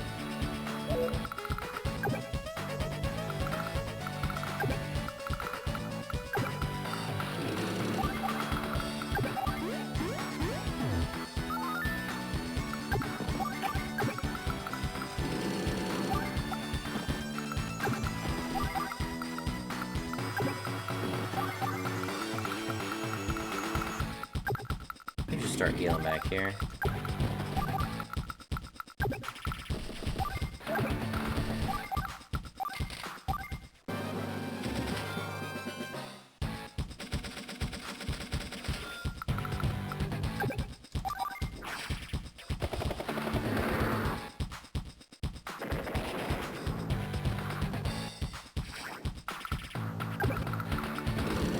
Alright, now for some real damage.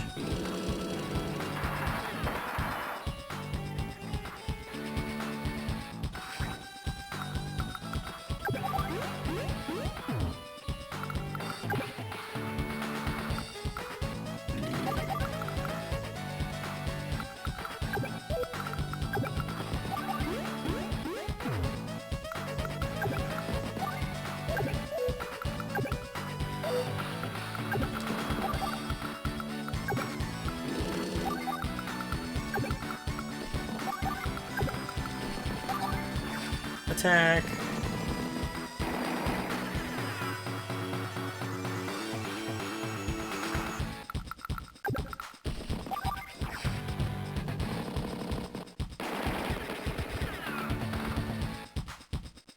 They're gonna heal back up to 5.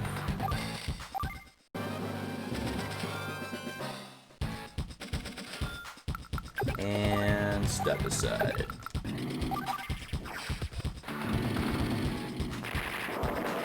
That'll do it. Should have captured that last city first. We forgot to refill the fuel tanks? What are you fools thinking? Is it that hard to refuel an aircraft? Ugh. Just wait until next time. I like the personality they build up for Olaf, like, right out of the gate. He's just a complete fucking clown.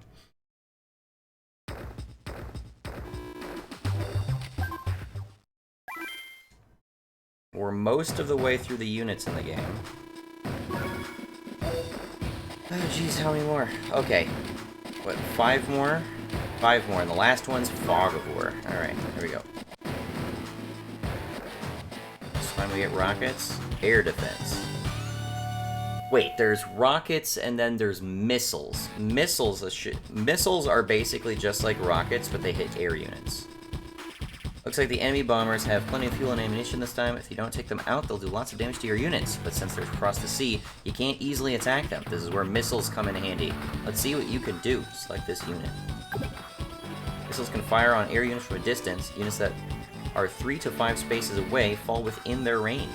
Press the A button to open the command menu. That's right, fired! 100% damage! Get absolutely wrecked. See, missiles can take out, it can even take out bombers. Since they don't engage directly, the anti-air units, they don't take damage. However, they can't fire right after moving. Your main focus is to draw units within their attack range. It's smart to use them in conjunction with anti-air units. Now, let's try rockets. Rockets are basically like artillery with better range.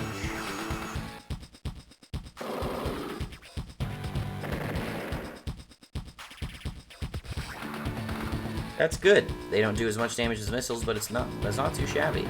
Greatest advantage of indirect combat units is that they don't take damage, but as with artillery, they take heavy damage from direct attacks, so you have to protect them.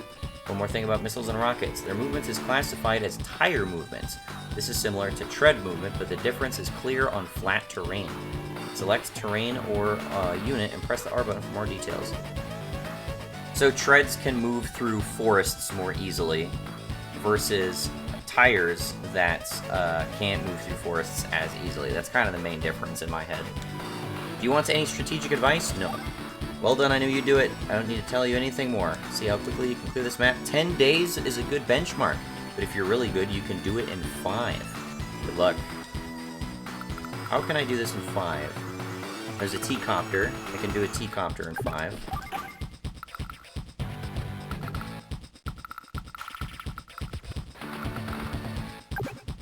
I need to protect my battlecopter right away.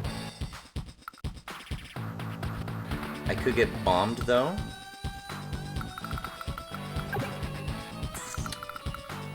Ooh. It's kind of tricky right away.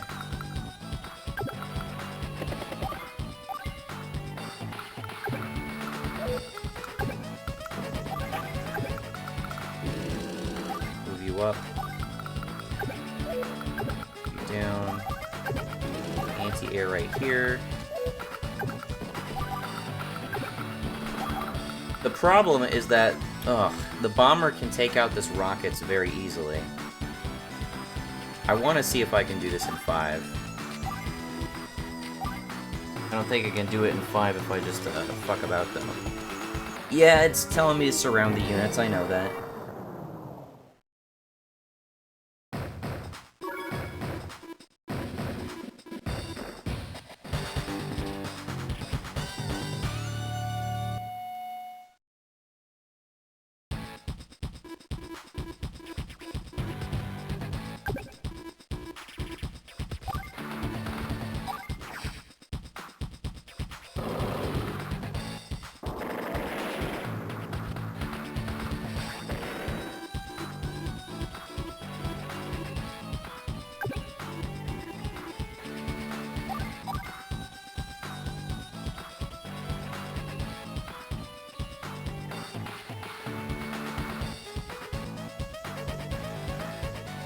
I think these 2 infantry surrounding my artillery where they're at are in a good position. I'm gonna go for this tank here first, because then the battlecopter can potentially defeat it. No. See if I can do this in 5 days. And the only way to do this in 5 days is with this T-copter. So, B-copter this thing.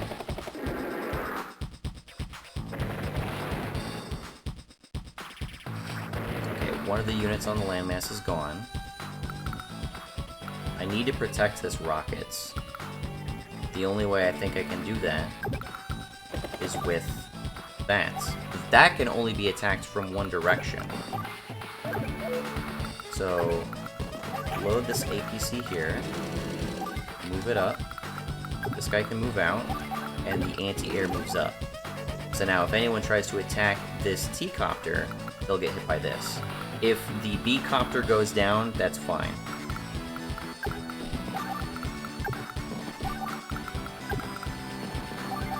I don't think I'm going to get a lot of value of this artillery on my mainlands.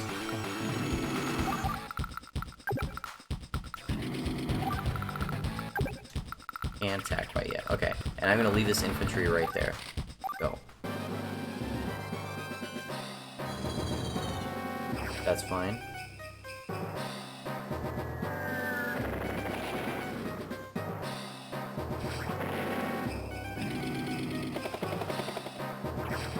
Okay.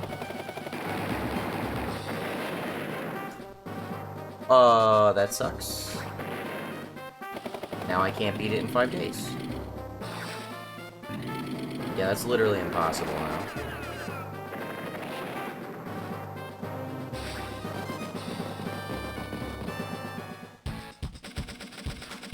I was thinking I need to protect this rockets, but it's so much more important to protect the,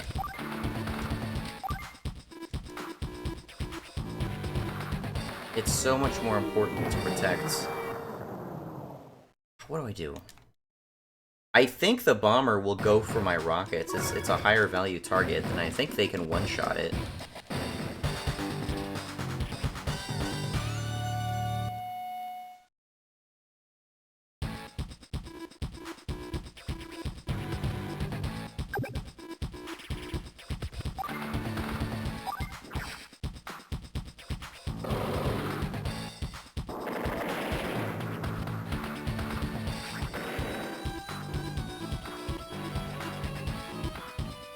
Okay. I'm going to...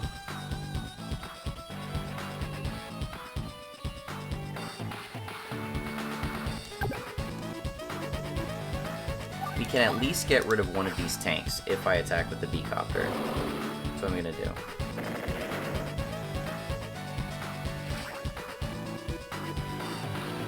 There's a slim possibility that the rockets could survive from a bomber.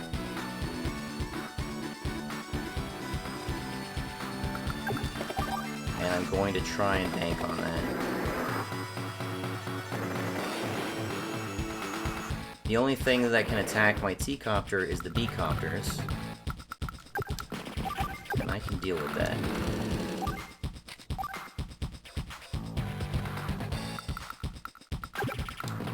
That out. The anti-air up. We're just gonna turtle right here. I want to protect this missiles. Protect the missiles.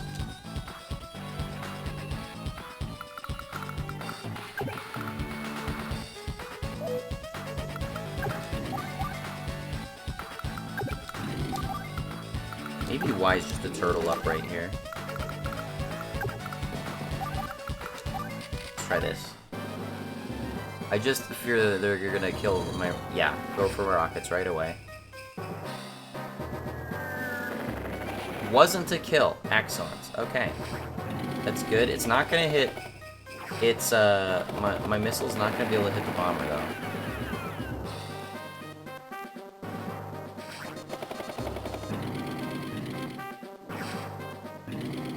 Helicopter gets attacked. Okay. Very, very mild damage.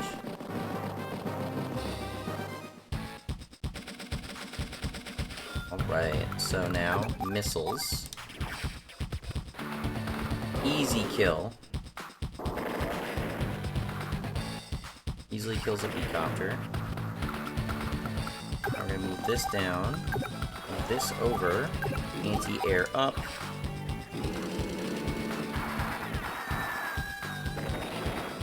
Very nice.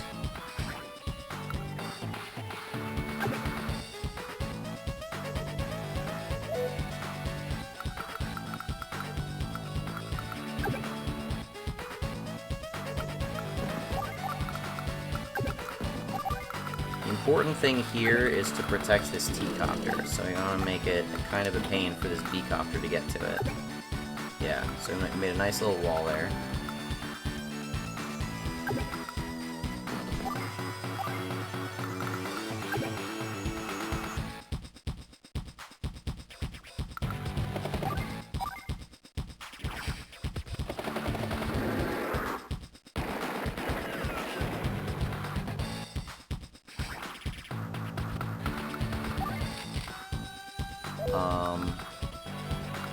This bomber might take out this rockets, which I don't like.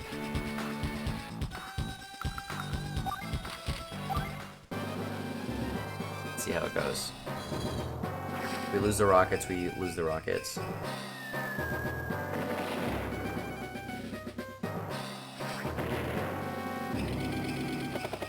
How many turns has it been? Oh, fuck me. I did not think that through!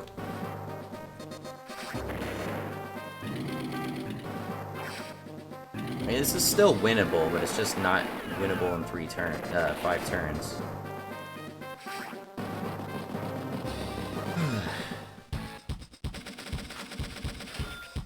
How do we do this?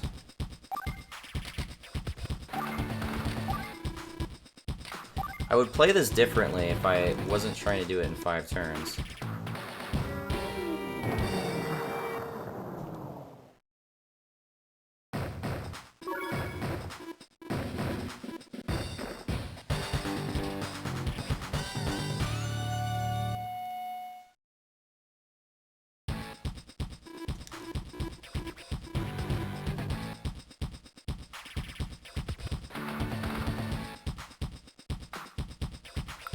Maybe I keep the rockets where it's at. Maybe that's the deal.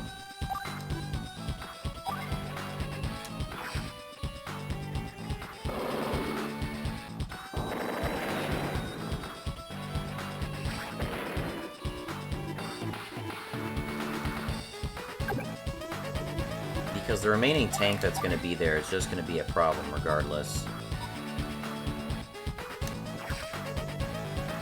The more damage we can do, the more we can punish healing.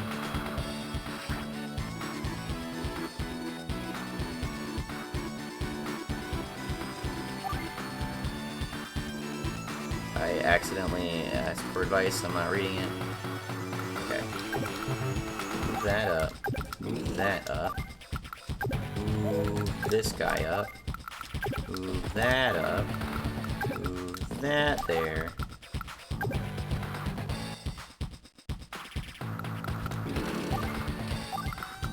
And again, we're just going to create a little wall here.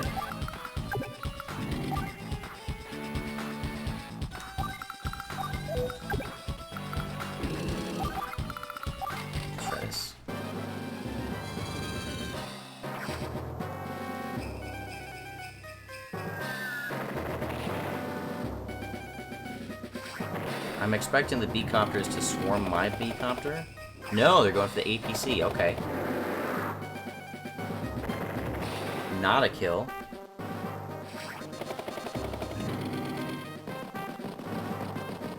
Interesting. Okay, that went much better.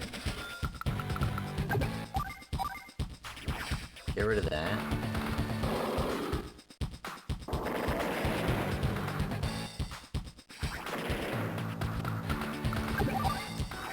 Get rid of that. Nice. Decopter this.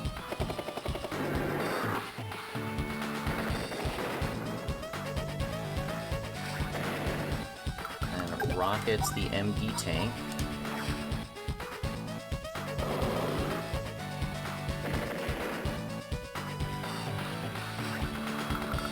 I'm going to reorganize down here.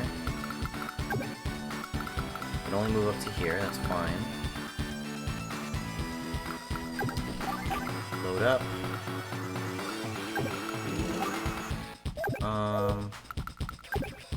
Still can't attack the T-copter, that's fine.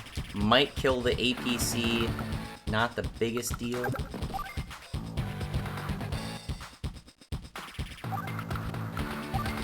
go.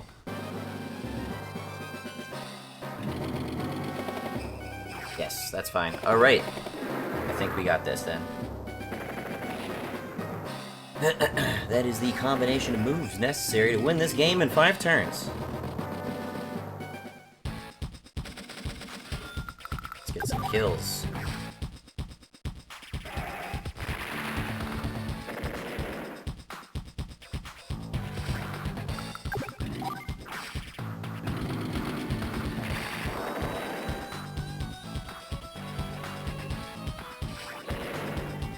Good stuff.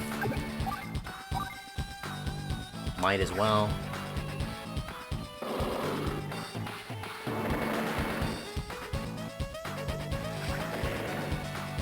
Can we kill this? Looks like it. Good stuff. T-copter move out. Plop. We start harassing these guys.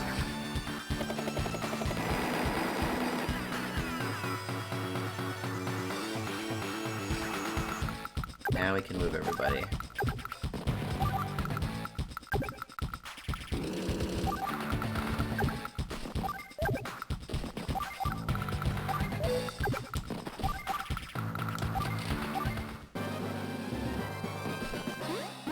Now you got a terrible force of guys.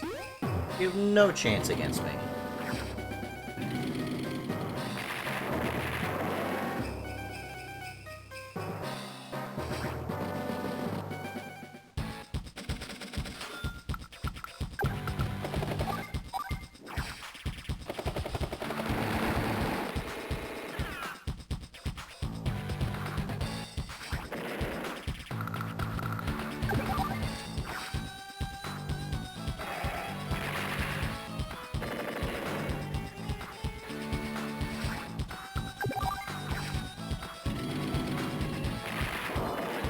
stuff.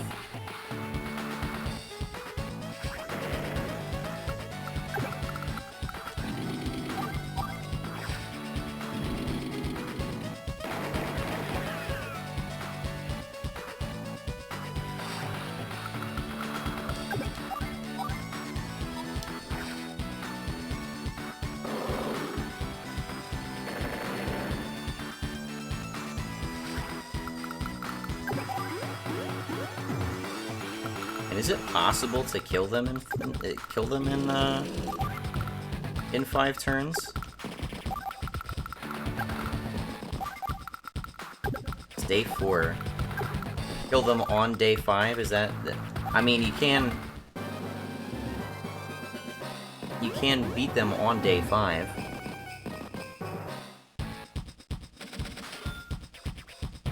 Let's see if you can kill them on day 5.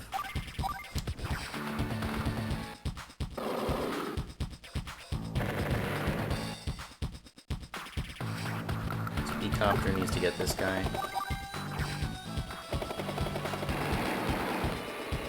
Yep.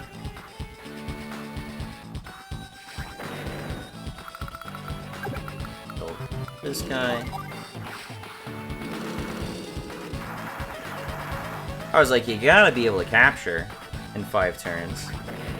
But, little did you know, you can kill all their units in 5 turns too.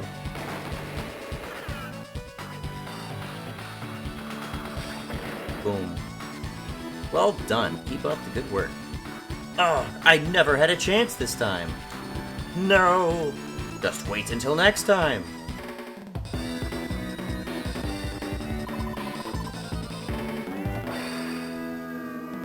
I still lost a unit.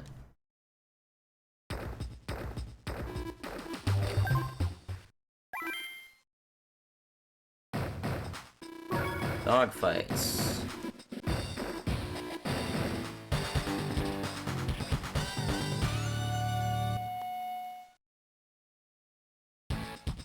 First C units. Apparently, we're just in time. We were able to pressure our troops before Olaf's troops came ashore, so all we need to do now is attack. It's always smart to check your data. You know which units you can attack, right? If you forget, just check the unit's data. You know to move the curse, blah, blah, blah, blah, blah. You told me about the right button like so many fucking times now. Alright, priority should easily be, well, actually, I was gonna say the bomber. You can't hit the bomber. I was then gonna say the transport, and I'm like, the transport can only move infantry, and we've got a bunch of flying units, so we gotta get rid of these fighters.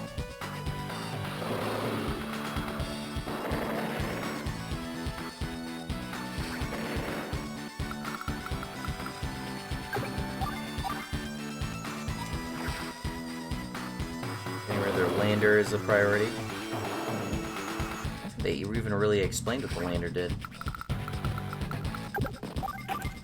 Move you back here. Oh, I think they're expecting us to get wiped by at least something.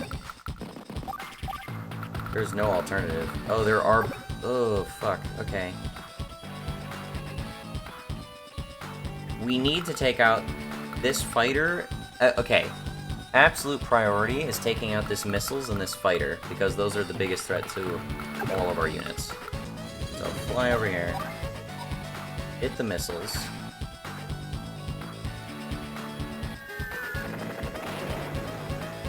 Good stuff. And this fighter comes down here.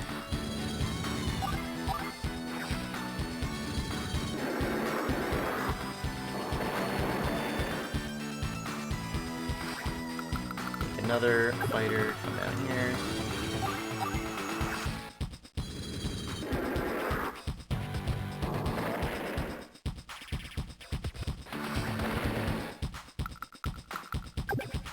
Can't hit either of those. Excellent.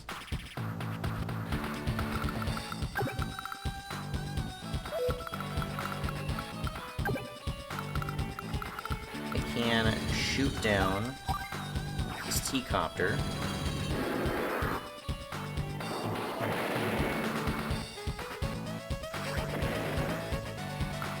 Does that allow me to fly in and finish it? Yes.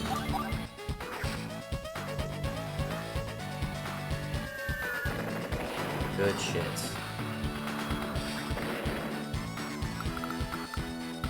Now, they have no more anti-air forces. Their battlecopters can't attack my bombers or my fighters. And their fighters are... Well, this bomber is gonna wreck me, unfortunately. Unless I can turtle up a little bit. Which we're gonna do. I want to protect this missiles. It might take out my rockets. That's a sacrifice I'm willing to make. What's this? They found my landing forces? Ah, there's no way around it. We'll have to make do with what we've got. Yeah, there goes the rockets. It's got defense. Yeah, it survived. Okay. Now the rest of those guys are just flying to their deaths. Okay.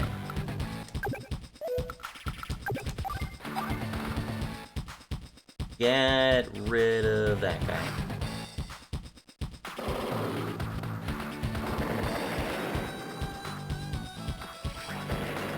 Good stuff. Let's bring one of these fighters up here. This is to protect our rockets.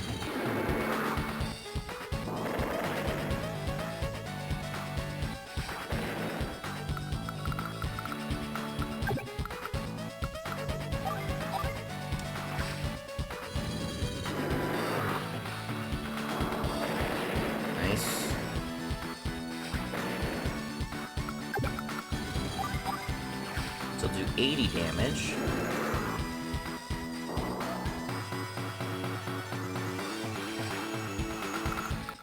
Okay, so this bomber is not much of a threat now. Can this still hit my rockets? It cannot. Hit this lander. The lander can move an MD tank to my side of the map, which is why that's a big threat. It could move that MD tank there and then pop it right there. That would be a problem.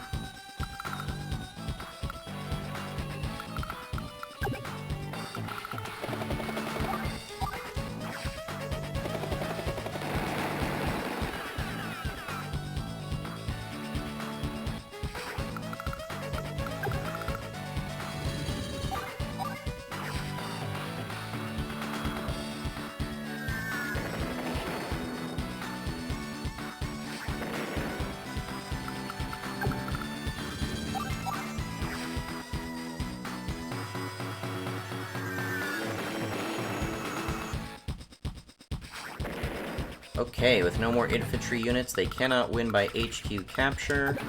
That means they just kinda gotta fucking hope that I suicide all my units on them. Ooh, that's a good shot. Beach offers no defense. The shoal, I should say.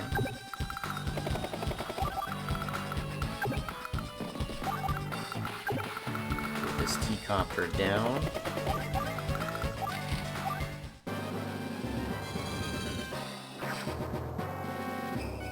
I'm not dead from this. That's good damage, though, still. Bomber is like one of the most powerful units in the game. Yep, so now this battlecopter, the last remaining threat to my rockets, is dead.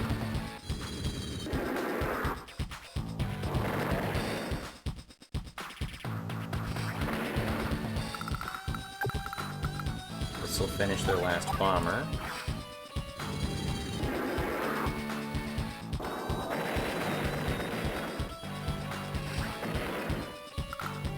This will kill their T-copter.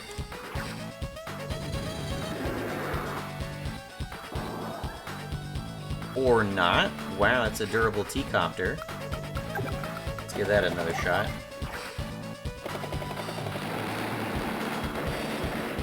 There we go. And now 3 bombers versus 1 MD tank. Who wins? It's a mystery to anyone.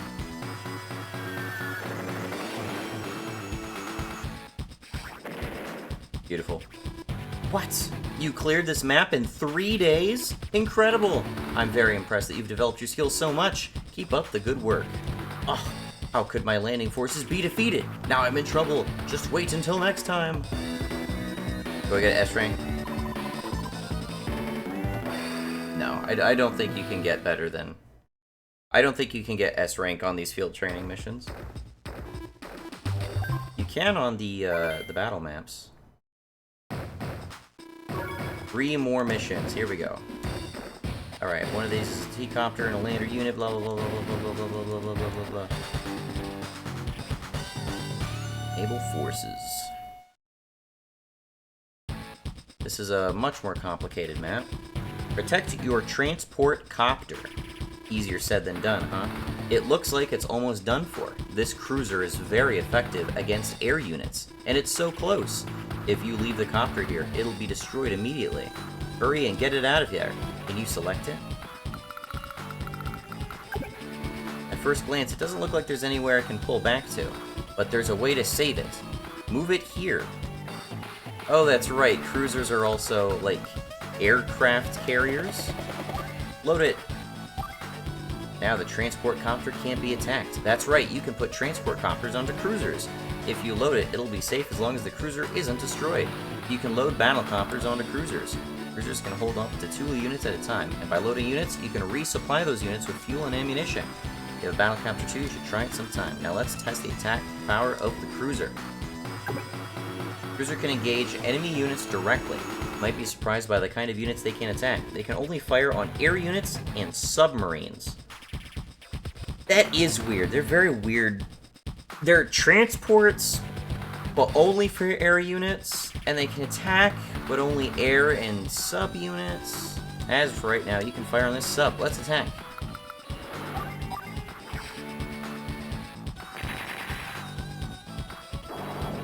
Yeah.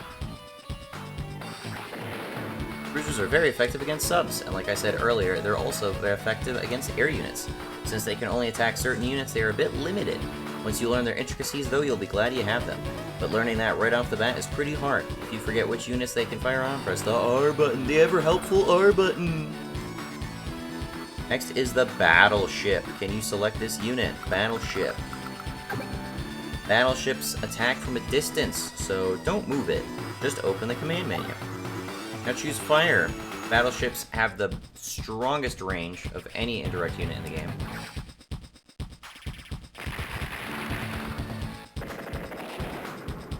Nice. Did you notice that it has a large attack range? That's right, battleships have an attack range of 2 to 6 spaces. Rockets have a range of 3 to 5. You may think it's only a little larger, but it's quite a big difference. You'll understand better as you start to use them more. That's all on battleships for now. Now on the submarines. Select this one, please. Submarines use direct fire to engage the enemy. They can only fire on other naval units. I think you should fire on this for now. Fire! You can also dive with submarines to make them invisible. It's basically like a personal fog of war. As you can see, subs can inflict heavy damage. Subs also have other distinct abilities, but I'll tell you about those later. You've seen a lot of new units here, but this is the last one, the lander. They're just cramming all of the naval units into one mission, aren't they? You remember APCs and transport copters, right? You can use landers basically the same way. Like others, they cannot attack. Let's try this one out. First, select an infantry unit. Now load it into the lander. You've landed it. Now loaders see basically the same. That's what you're thinking, right? Actually, there's a big difference. You can load 2 ground units at a time onto a lander. Landers carry land units, and cruisers carry copters. That's what I said, right? Now let's try to load a medium tank. What do you think? Pretty handy, isn't it? But there's one thing you have to pay attention to. On this map, you can only load units onto a lander at a shallow shoreline. Eventually, you'll be able to do this at a port, but there aren't any here. Just be careful, because it's not like you can load just anywhere. Next, try to drop the troops. Move it here. Let's just, it's just the same as landing units. You can only drop them at ports and shallow shorelines. That's right, you cannot drop it on top of an enemy, plus you can't put it on mountains. Drop them here. Drop them there. Yep, I get it. They also use fuel every day, and they will die if they're not at a port. Okay.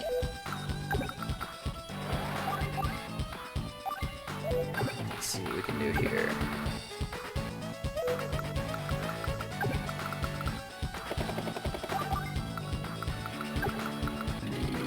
Gonna do a lot of chauffeuring around with this lander we got.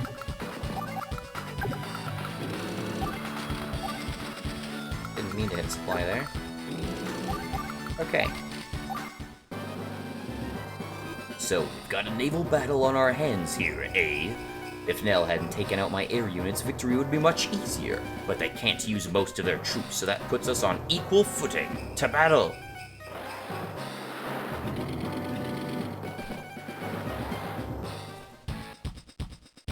It's your turn. Let me tell you one more thing about subs. Can you select one? Even if a sub is within an enemy's attack range, there is a way to avoid being attacked. Let me show it to you. Press the A button and open the menu. Now choose Dive. That's right. When a sub dives, it can only be attacked by cruisers and other subs. Plus, since submerged subs can still attack, this is very useful. But there is one thing I have to warn you about, and that's fuel. When a sub dives, it uses 5 fuel units per day. That's about 1 day to supply. If it runs out of fuel, it will sink, so watch your fuel closely. I'll leave the rest up to you. Good luck!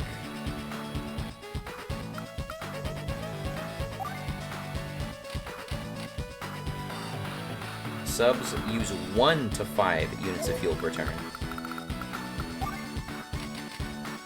Use 1 unit per turn. Use 1 unit per turn. So all naval units only cost 1 fuel, except subs, because they can dive. 4 reasons.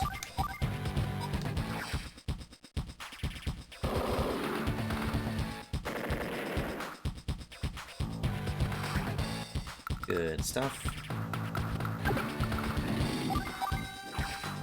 I'm not too worried about that battleship that's been defanged at 3 health.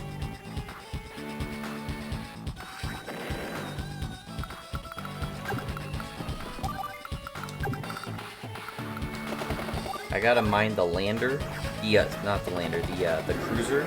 Because the cruiser can attack my battlecopter.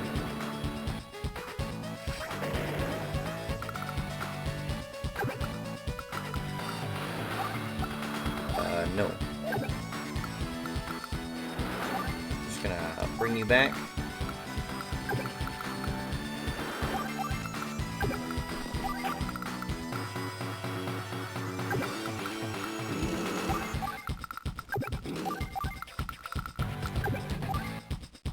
Can't fire because nothing's in range. We'll move this up.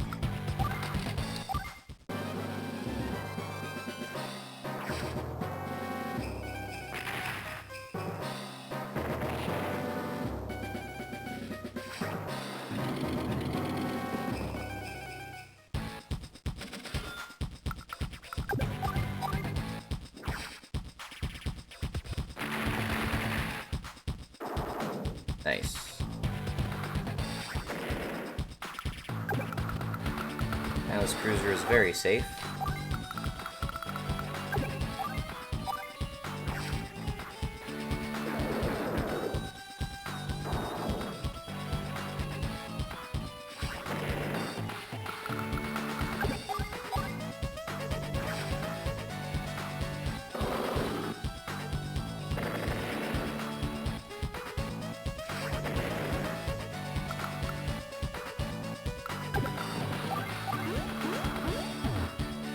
Have to turtle up against these empty tanks. It's not a big deal.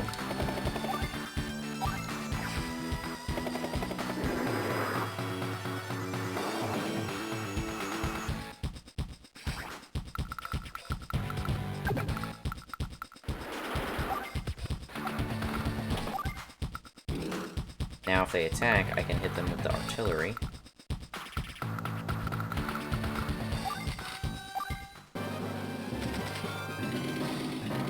And with the rockets.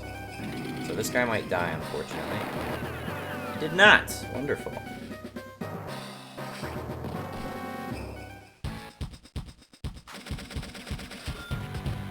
Okay, here's the deal. Drop T-copter there, and we're going to lift you up.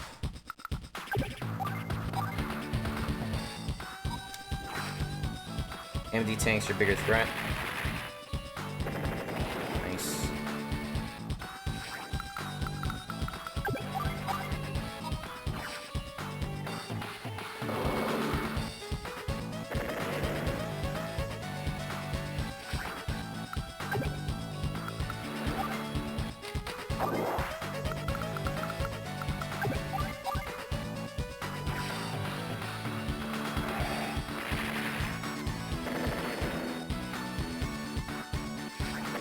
This other MV tank should be able to wipe them up.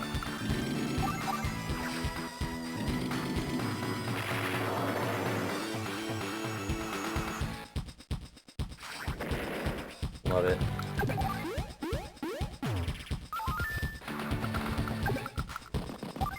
Heal up, roll over here, let's get a tank going.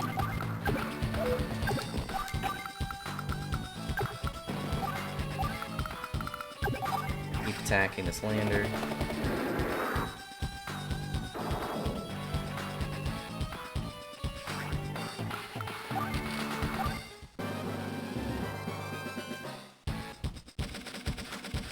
Very nice. Alright, this T-copter can now try and win us the game.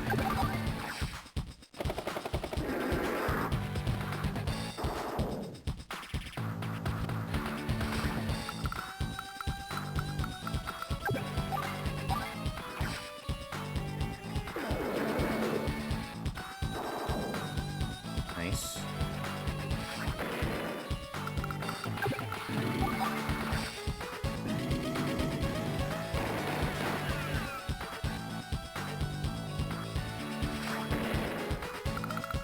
Some artillery behind it. And we'll move the battleship down.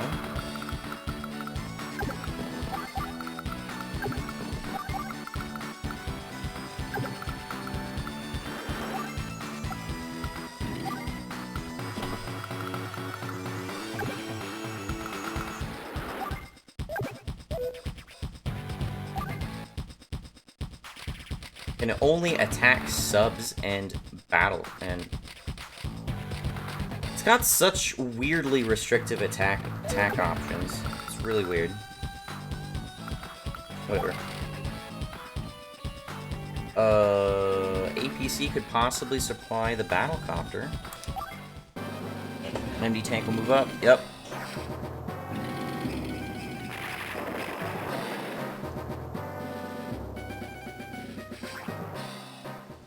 If the AI is just camping like an idle threat unit, they'll just wait until you move into their attack range.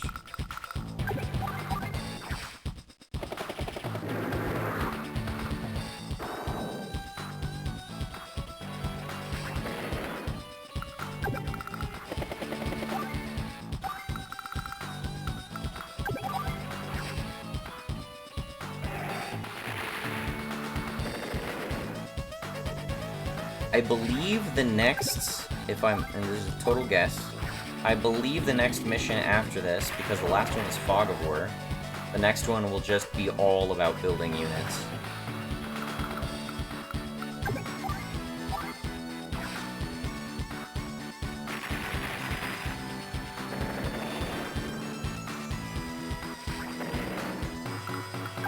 Sub.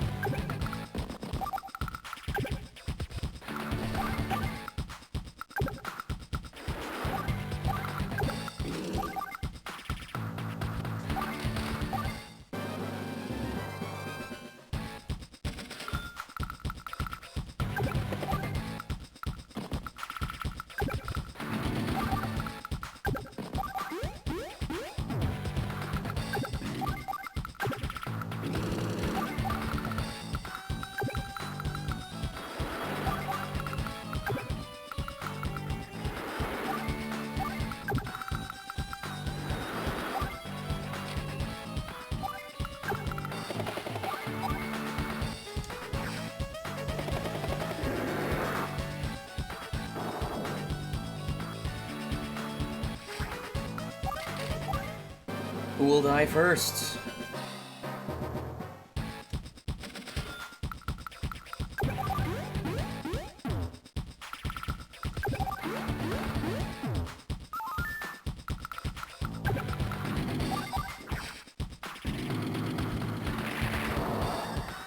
not a lot of damage. Oh, he can't attack. Okay. Never mind.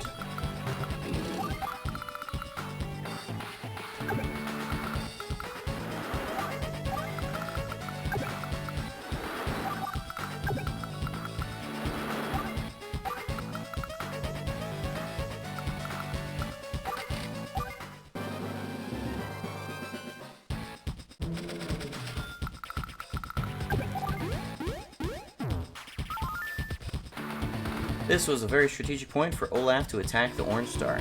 Thanks to you, we managed to block his assault. Thank you. Keep up the good work. I never expected them to make it this far. Oh, just wait until next time. It was a challenge, but you did it.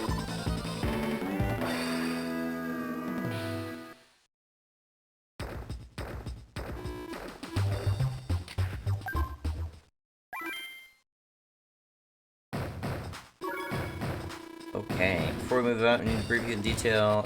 CO uses... Oh, maybe it's his CO powers? Building and CO powers? In fact, he was my superior. A strong character and skill with the troops to make him an invaluable CO. This is what brought him to Blue Moon's attention. Not only did he switch allegiances, but then he attacked Orange Star. He's a complete wretch. Just a little more and the Blue Moon army will be forced to retreat. Let's go get him. Climate status. Yeah, climate status. He's got to do his power here. I have a bad feeling about this. It looks like Olaf has been waiting for us. If we let him use his power, there will be trouble. Let's take him out all at once. I'm going to leave this one up to you. Good luck. Okay, now you're going to tell us about his power. He's going to use his power on us. Alright. Where can this move? Not very far. Don't want to bring it up through here. Probably want to camp it on the city, his missiles.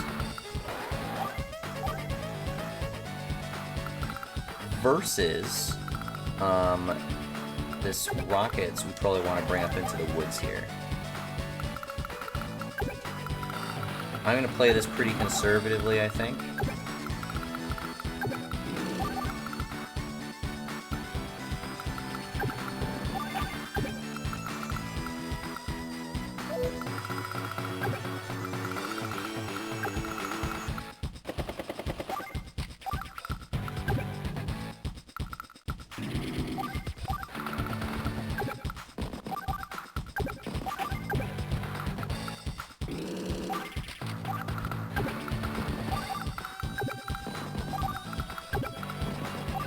Okay, let's see how this goes. Ha ha ha ha! I've been waiting for you. Now I shall unleash my power. Heavens, hear my cry. Blizzard!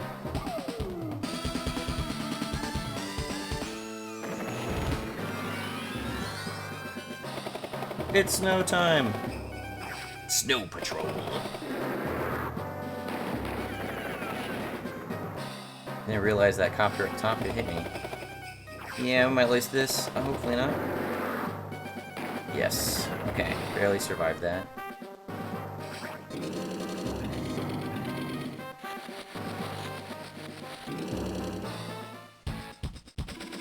It's Olaf's CO power. This is what we've been waiting for.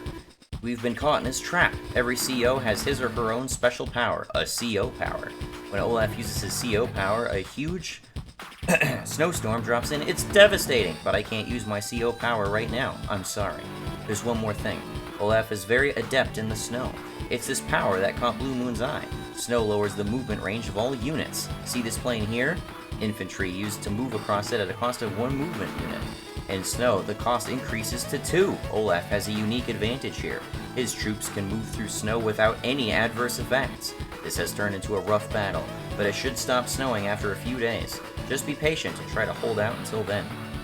Not only that, it has an impact on fuel reserves in my experience, or at least it does in like Dual Strike. So she's charging up her CO power right now. Let's see what we can do.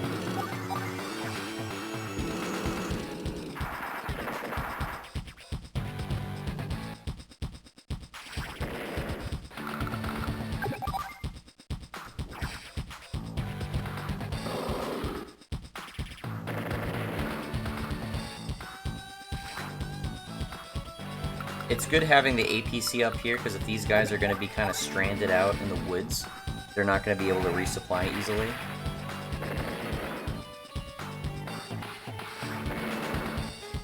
Gonna want that.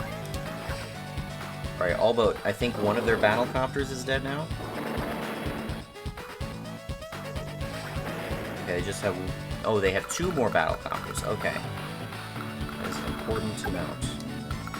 I think I need to retreat with this tank.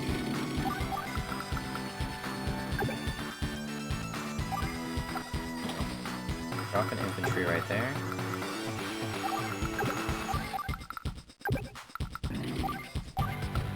It's relatively safe to advance up this way, I think. There's a battlecopter down here. Can't even move through the mountains when it's snowing.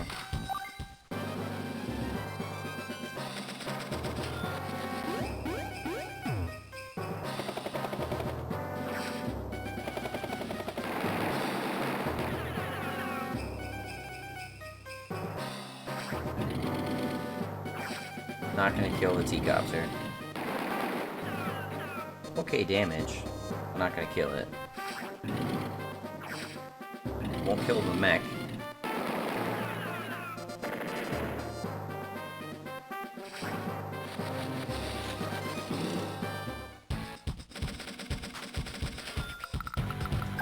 Alright, take out this guy.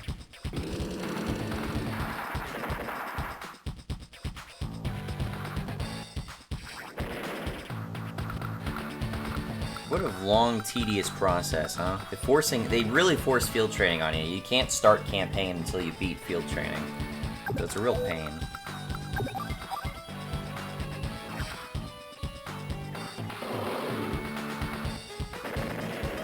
Nice.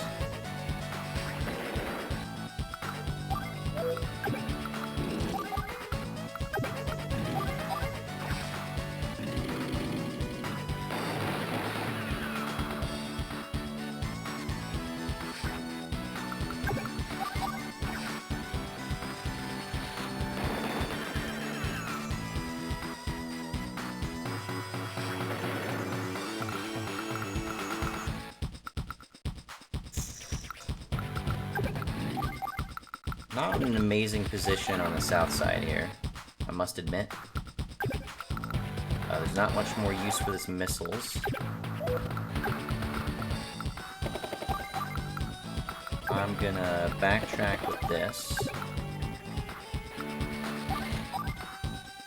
No, we're not gonna attack. We're just gonna take a lot of counterattack damage in return if we do that. This person off the mountain.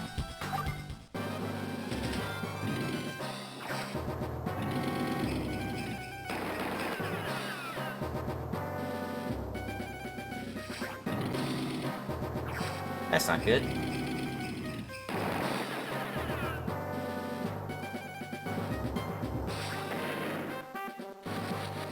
Oh, I thought the mech would try to attack the anti-air. Guess not.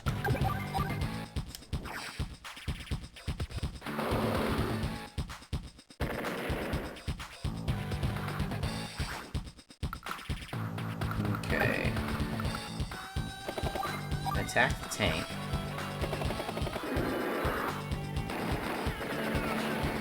That was a good move. This anti-air can now attack the artillery without retaliation.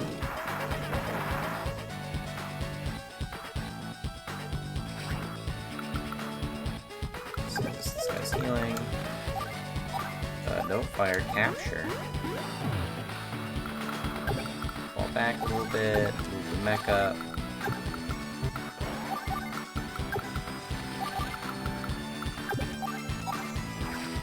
This might be a kill. Almost.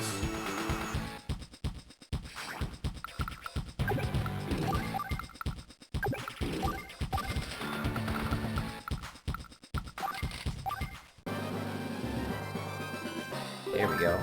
Huh? The snow stopped! Ugh, I don't have time to build my power again. But I must put fear into their hearts. Go, my soldiers! Don't give them time to regroup. Defeat them all! This won't be lethal.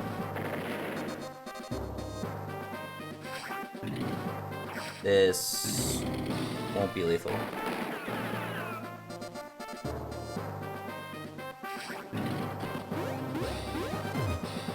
Capturing right on my dick, huh? That's quite bold of you. You've held out long enough. The snow has stopped. You better watch out, though. Olaf still has plenty of units. You must regroup. I think I'm fine. I think I'm quite fine right now.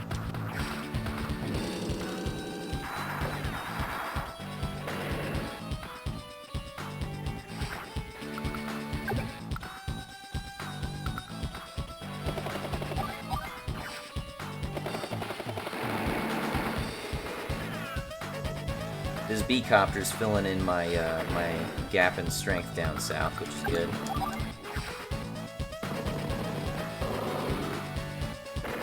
Good stuff.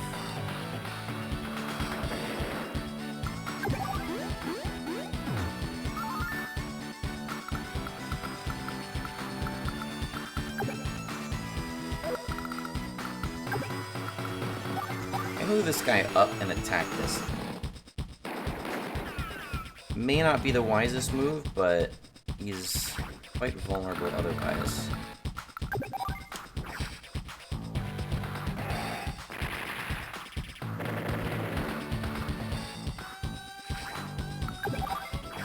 This MD tank's just been sitting here chewing through anybody who comes into the city.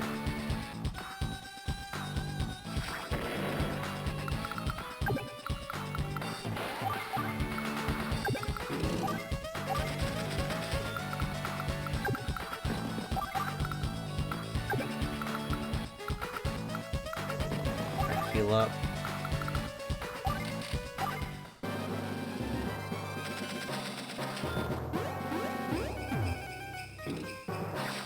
Not gonna kill.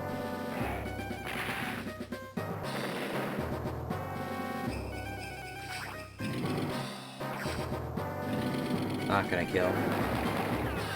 Yeah, that did almost nothing. It started raining. This is a real blessing. Rain slows movement a little bit. More importantly, rain punishes Olaf. He'll be brought to a virtual standstill. You have to move now. Take him out in one swift blow. Is Olaf, like, natively vulnerable to rain for some reason? I don't remember that aspect of his character.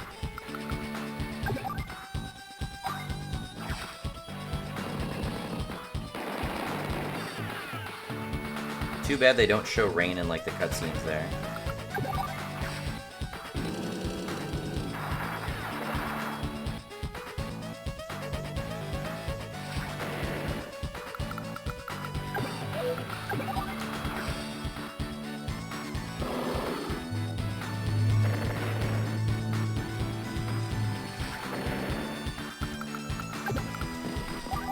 Start capturing.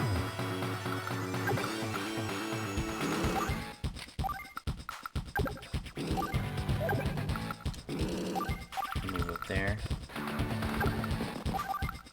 Heal up. Backtrack. My tank is almost back in order. I am... this empty tank is a problem.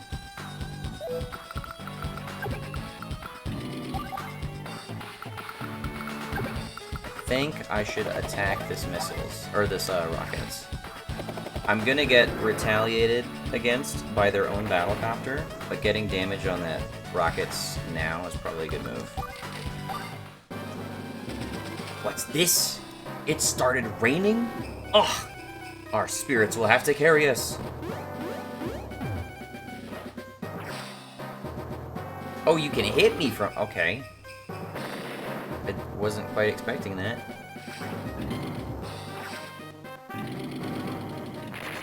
I was expecting that. My anti-air is pretty much... Oh, their battlecopter didn't attack my battlecopter for some reason. That's really weird.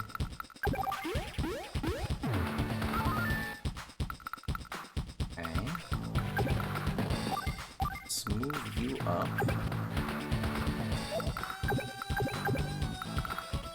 Move you here. This MD tank is a real problem right now.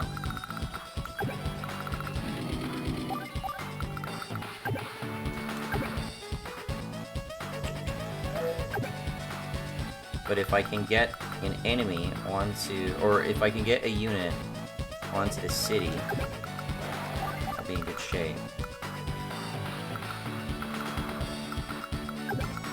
I'm gonna move that character right there. Move you up. Retreat with the anti-air. See how this goes. I think I missed the opportunity to attack the rockets again.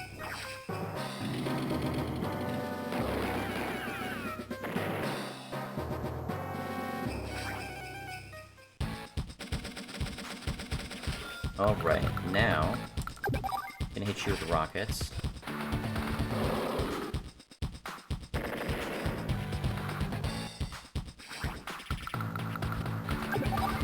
Attack this. Nice. Since you're at 58%, let's attack you. Nice.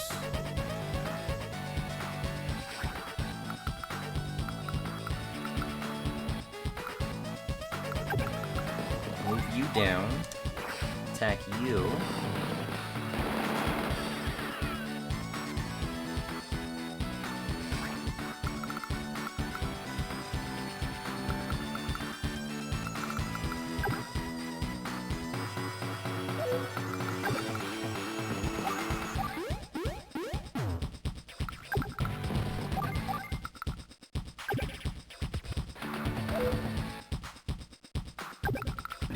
Try to aggro this battlecopter up here. Just camp out on that. T-copter block the anti-air.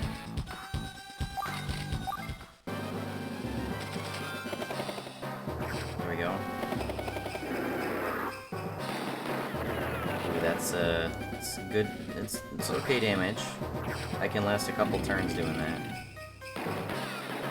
Survived that, as I thought.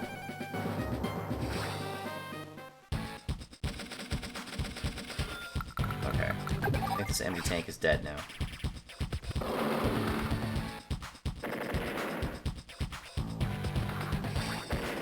Good stuff. Kill you.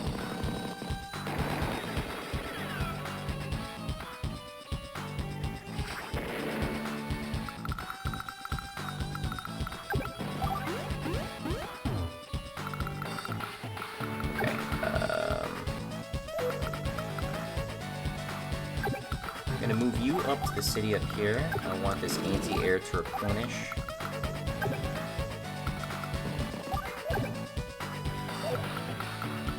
This T-copter can move back and I'll load it.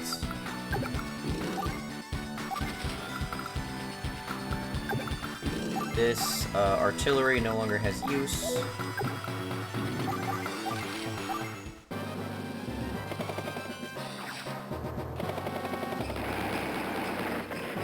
That's not good.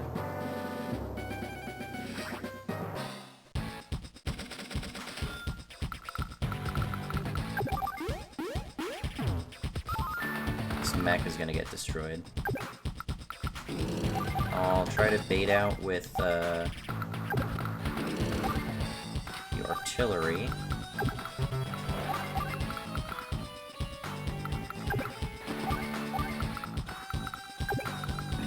And the tank.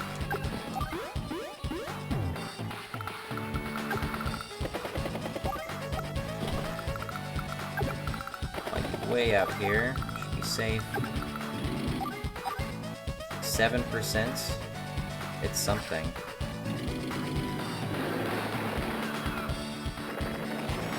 I want to burn their missiles a little bit.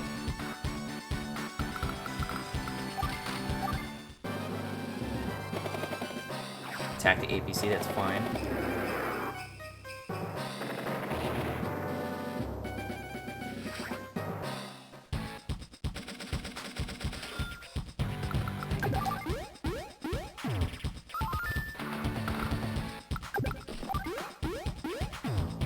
anti-air now can't reach it conveniently. Maybe this is when we move up the missiles.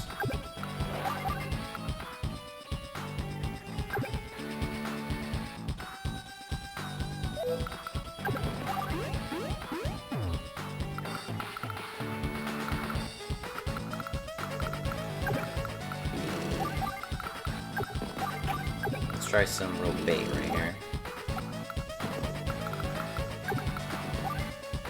I'm gonna lose some units, but it will be fine.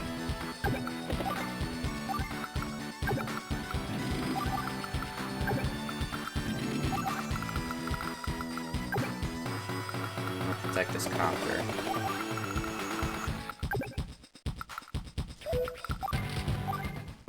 I get the anti-air at least up to 8. Attacking the APC again. CPU hates APCs. All their homies hate APCs.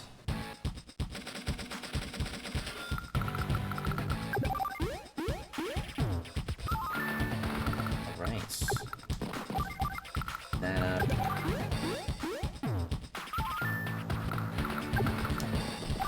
Basically just weathering this battlecopter as much as possible.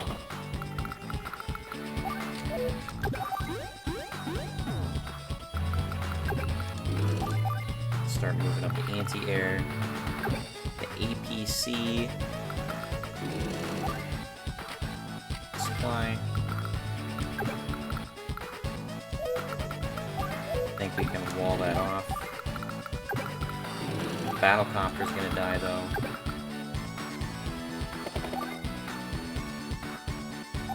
Unfortunately, maybe we'll go for the rockets.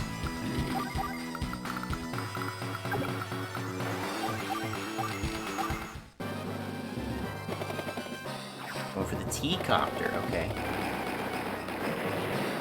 Lost a T-copter.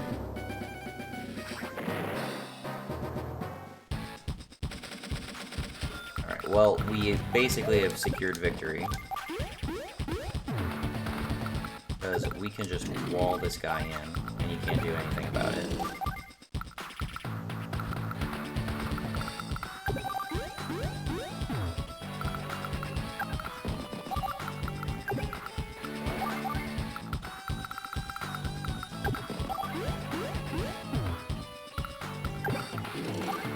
I don't know if I'm gonna get, like, a noticeable score penalty on this one. 9 damage, I'll do it. He's low on ammo, so his missiles can't do many more missile attacks.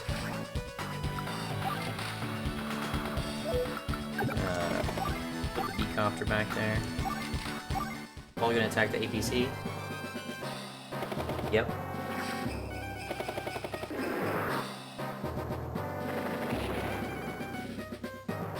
That one battlecopter. It's very versatile, but, like, on the whole, it doesn't do a ton of damage. Each CO has a unique special ability. In Olaf's case, he works well in snow, but he's susceptible to rain. Regardless of that, you were great this time. If you can win the next battle, then I'll have taught you all I can. I think the next battle will be our last one together. Keep up the good work. Even my trap didn't work. If I don't win soon, they'll get back all the land I went to the trouble of capturing. Ugh, just wait until next time. Struggle against the weather, and you did well, Amazoe, you won. Yeah, I definitely did the worst one on that one.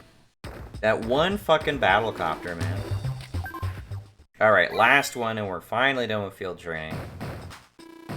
Fog of War.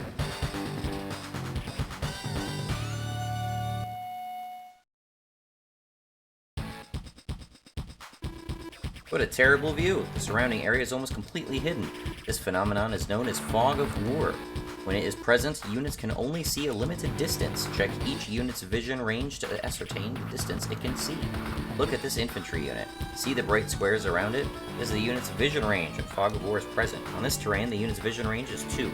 The other lit areas are around your HQ and cities and other positions. They're lit to lead you to them. The areas around neutral cities and enemy positions aren't, though. They stay dark until you draw close to them. See this city? It's dark, so you don't know what's there. Well, I guess you should try to capture it. Nice. These cities looked the same when they were dark, didn't they? When checking a city's allegiance, I suggest approaching with caution, because there could be an enemy camped on it.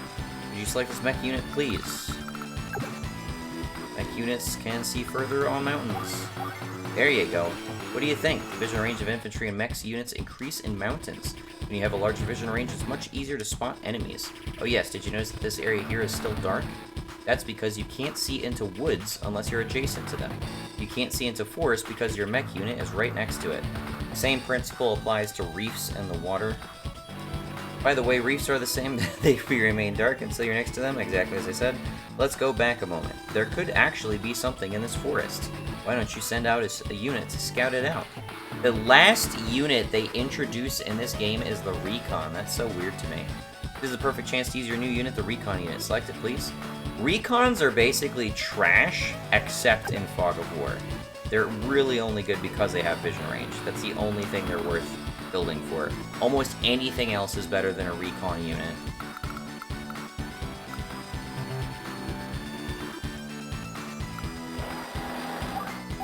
There you go. There's a rocket unit here. This is the danger of Fog of War. If you had tried to enter the forest, you'd have encountered an enemy. You would have been stuck, unable to do anything. Be careful, extra careful when moving into areas that have cover. Now another thing on the subject of forests and reefs. This time, the enemy was using the terrain to conceal its troops, right? Well, you can do the same thing. Using the terrain to hide is a good strategy. Yep, I got all of it. Remember the R button. I fucking love the R. I barely pressed the R button over this whole thing, I swear. Okay, first thing I'm gonna do is move this rockets down so I can actually get it onto the city, because I think this is a really good place for it. Beyond that, let's mech it up. Drop the mech there, and then I want the artillery to get into this. I want the artillery to get into this space as soon as possible. Getting indirect units into forest tiles is great, because they can pop from a distance and the enemy doesn't know where they're at. Okay, let's conceal one of these tanks, and we'll protect the other one right here. These up.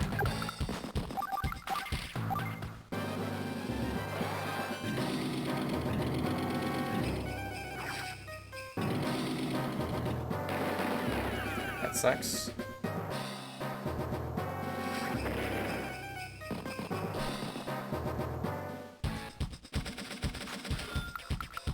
Take care of the remainder of their rocket unit, though. I probably should have attacked their tank. I should have attacked their tank. That was a mistake. 100% should have attacked their tank. That was a bad move.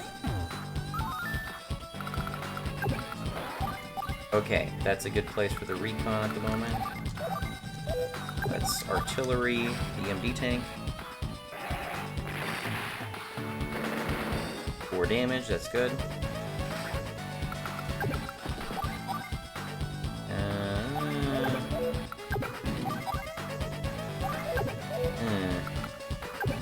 Not amazing options right now.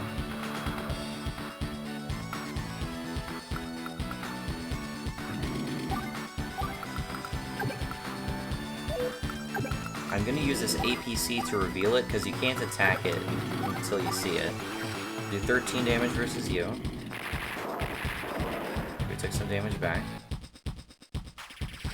This would have gone much better if I had shot one of the tanks with the rockets, I think.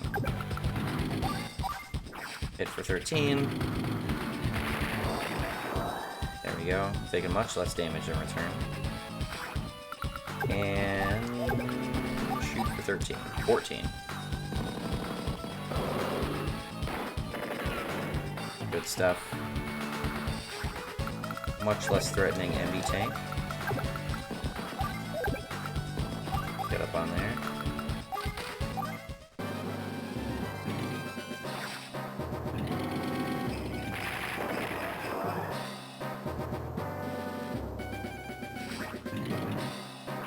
I'm getting shot by something. Oh, that. Okay. Whatever.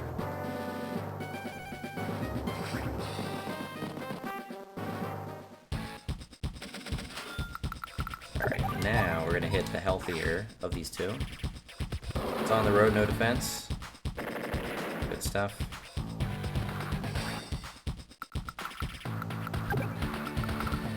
Swing this down, fire. And this recon kill an MD tank.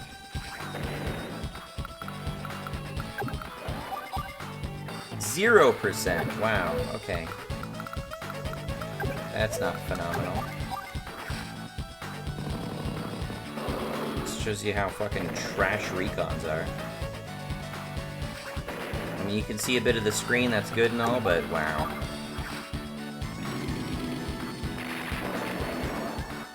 Good stuff.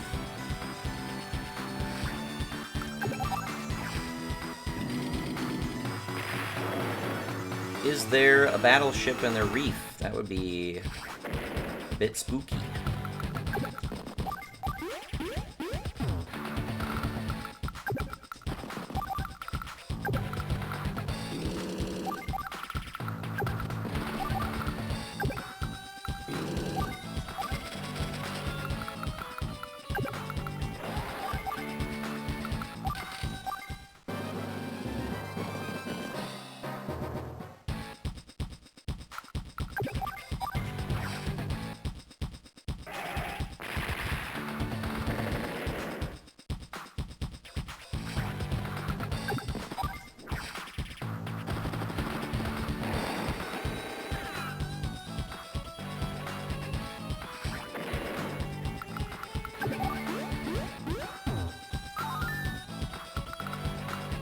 Alright, let's bring out this MD tank and see what I get nuked by. That's what I'm expecting, at least.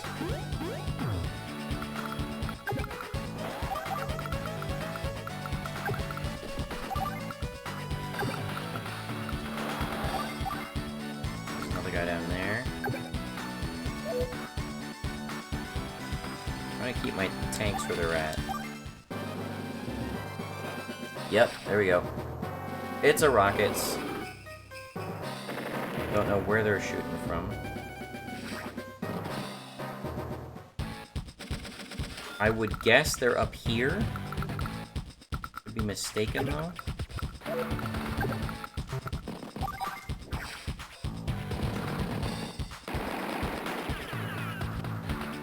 The recon can move forward and is disposable though, so I'm gonna guess here.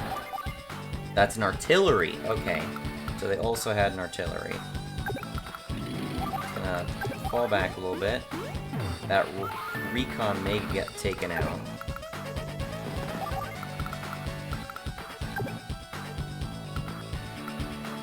I think I can move up to there without getting attacked.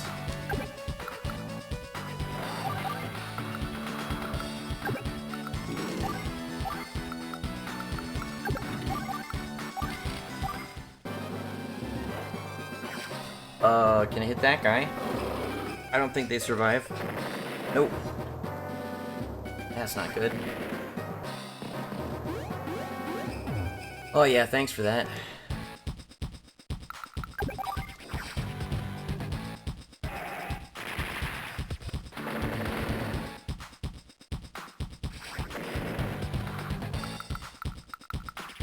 Okay. Recon, just attack this thing. It did okay damage. Could have been better, but it did okay damage. And we're gonna capture. This mech is good. Prepare the MD tank, please. We go for capture. Your HQ has a defensive 4, which is really good.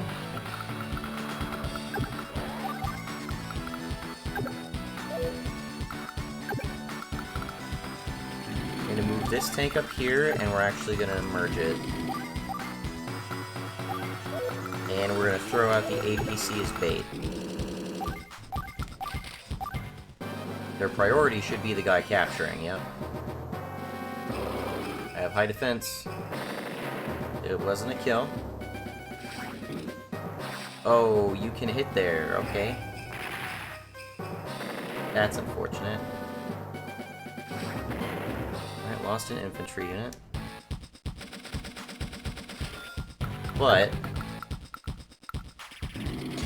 There we go. There you are. That's where I thought you were.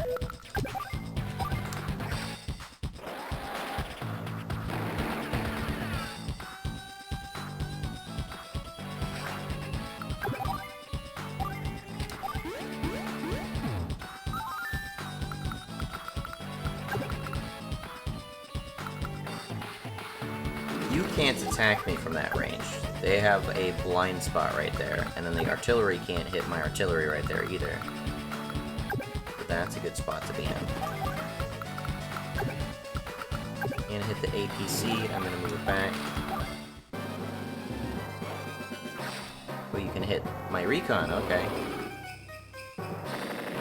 Good damage.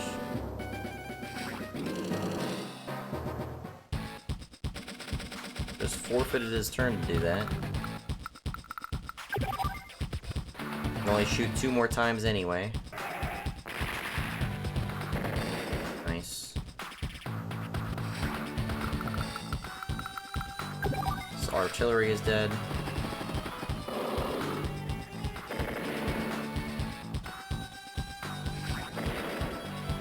And this rockets is dead.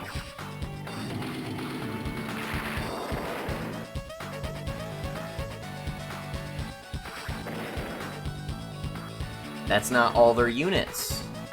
That means there's a unit either in this woods or in this reef. It's a lander. I 100% thought there's probably like just a lander in the reef for some reason. That's exactly what I expected. Just a throwaway naval unit in order to prolong the fight, because you can't find one of their last units.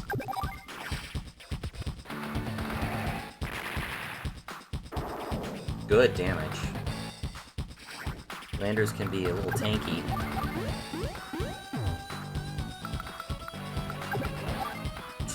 That's a real bitch. If I move this, I can't shoot at it.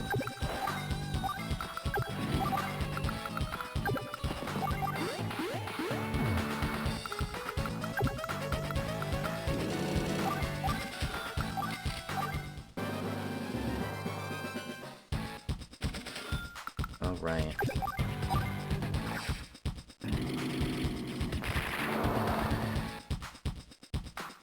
For some reason, 5 tanks shooting at a boat do not sufficiently damage the boat.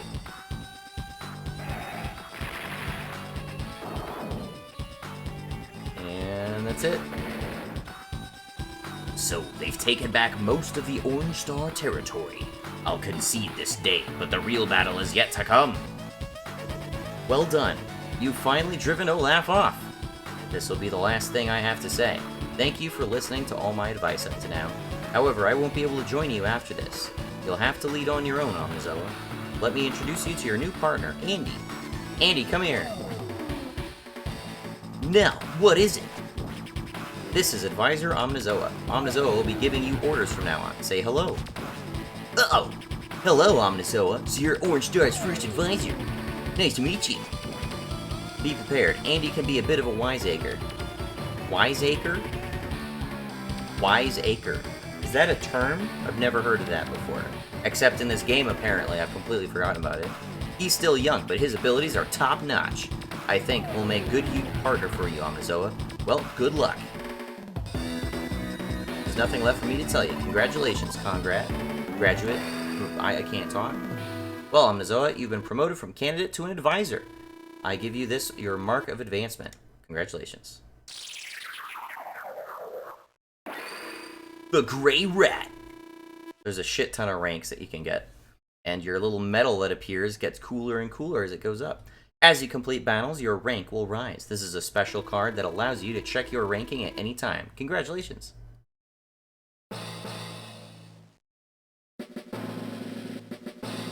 With this victory, we've reclaimed a portion of Orange Star. But this is just the beginning. Olaf still has troops deployed within our borders. Omnizoa, you and Andy will command our forces against Olaf.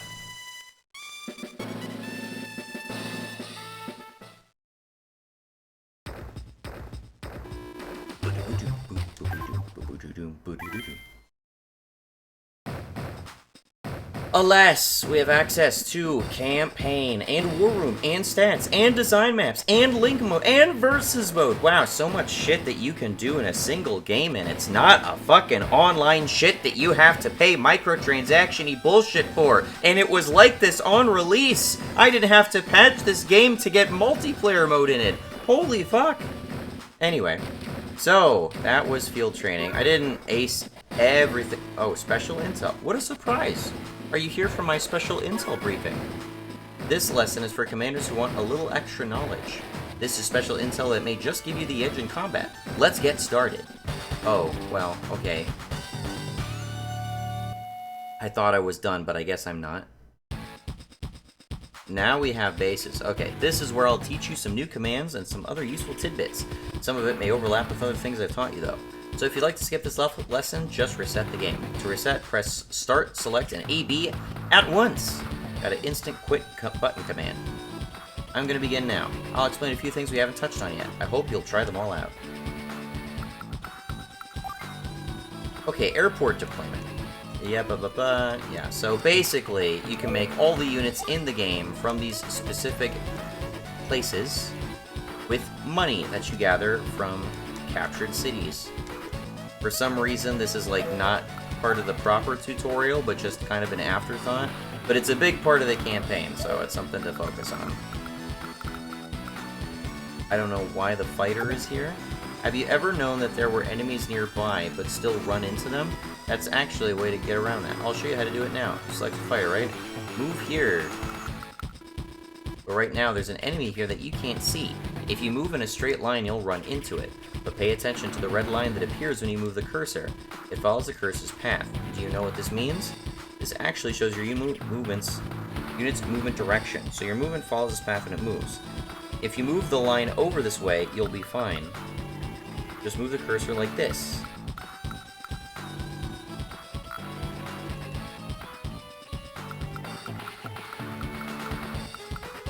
See, that's not, like, strictly speaking, like, great advice, because there's a limit to how many, like, steps you can take. Because it will correct, like, it's like, okay, this is a move you can technically make. But, if you move one higher, this is a more rational move you can make, and we're not going to let you move differently. I'm not sure how that gets judged, but, you have a limited amount of control over, like, fine movements. Like, you can do this move, but, like, as soon as you try to, like, make it a total curly Q, it's like, actually, no, fuck you. So, there's not a whole lot of logic to it, but... Anyway. I want you to move it here. Trap! Oh no, you've encountered an enemy. The unit runs into an enemy, it turns automatic. I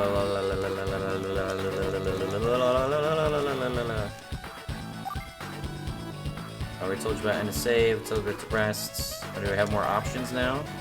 Nope. You can also turn animations on or off in campaign. It's nice and all.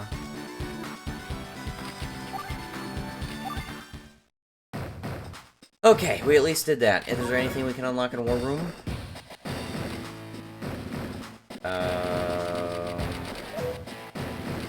Oh, there's another option here I don't have yet.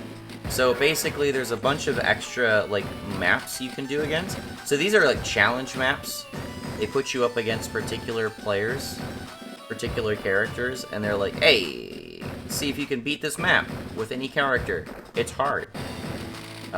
But a lot of these are hidden, not just because, like, they involve characters we haven't encountered yet, but I believe you can also buy some maps, but you have to unlock the dude that lets you do it. You can also make your own maps, which has some great design music to it.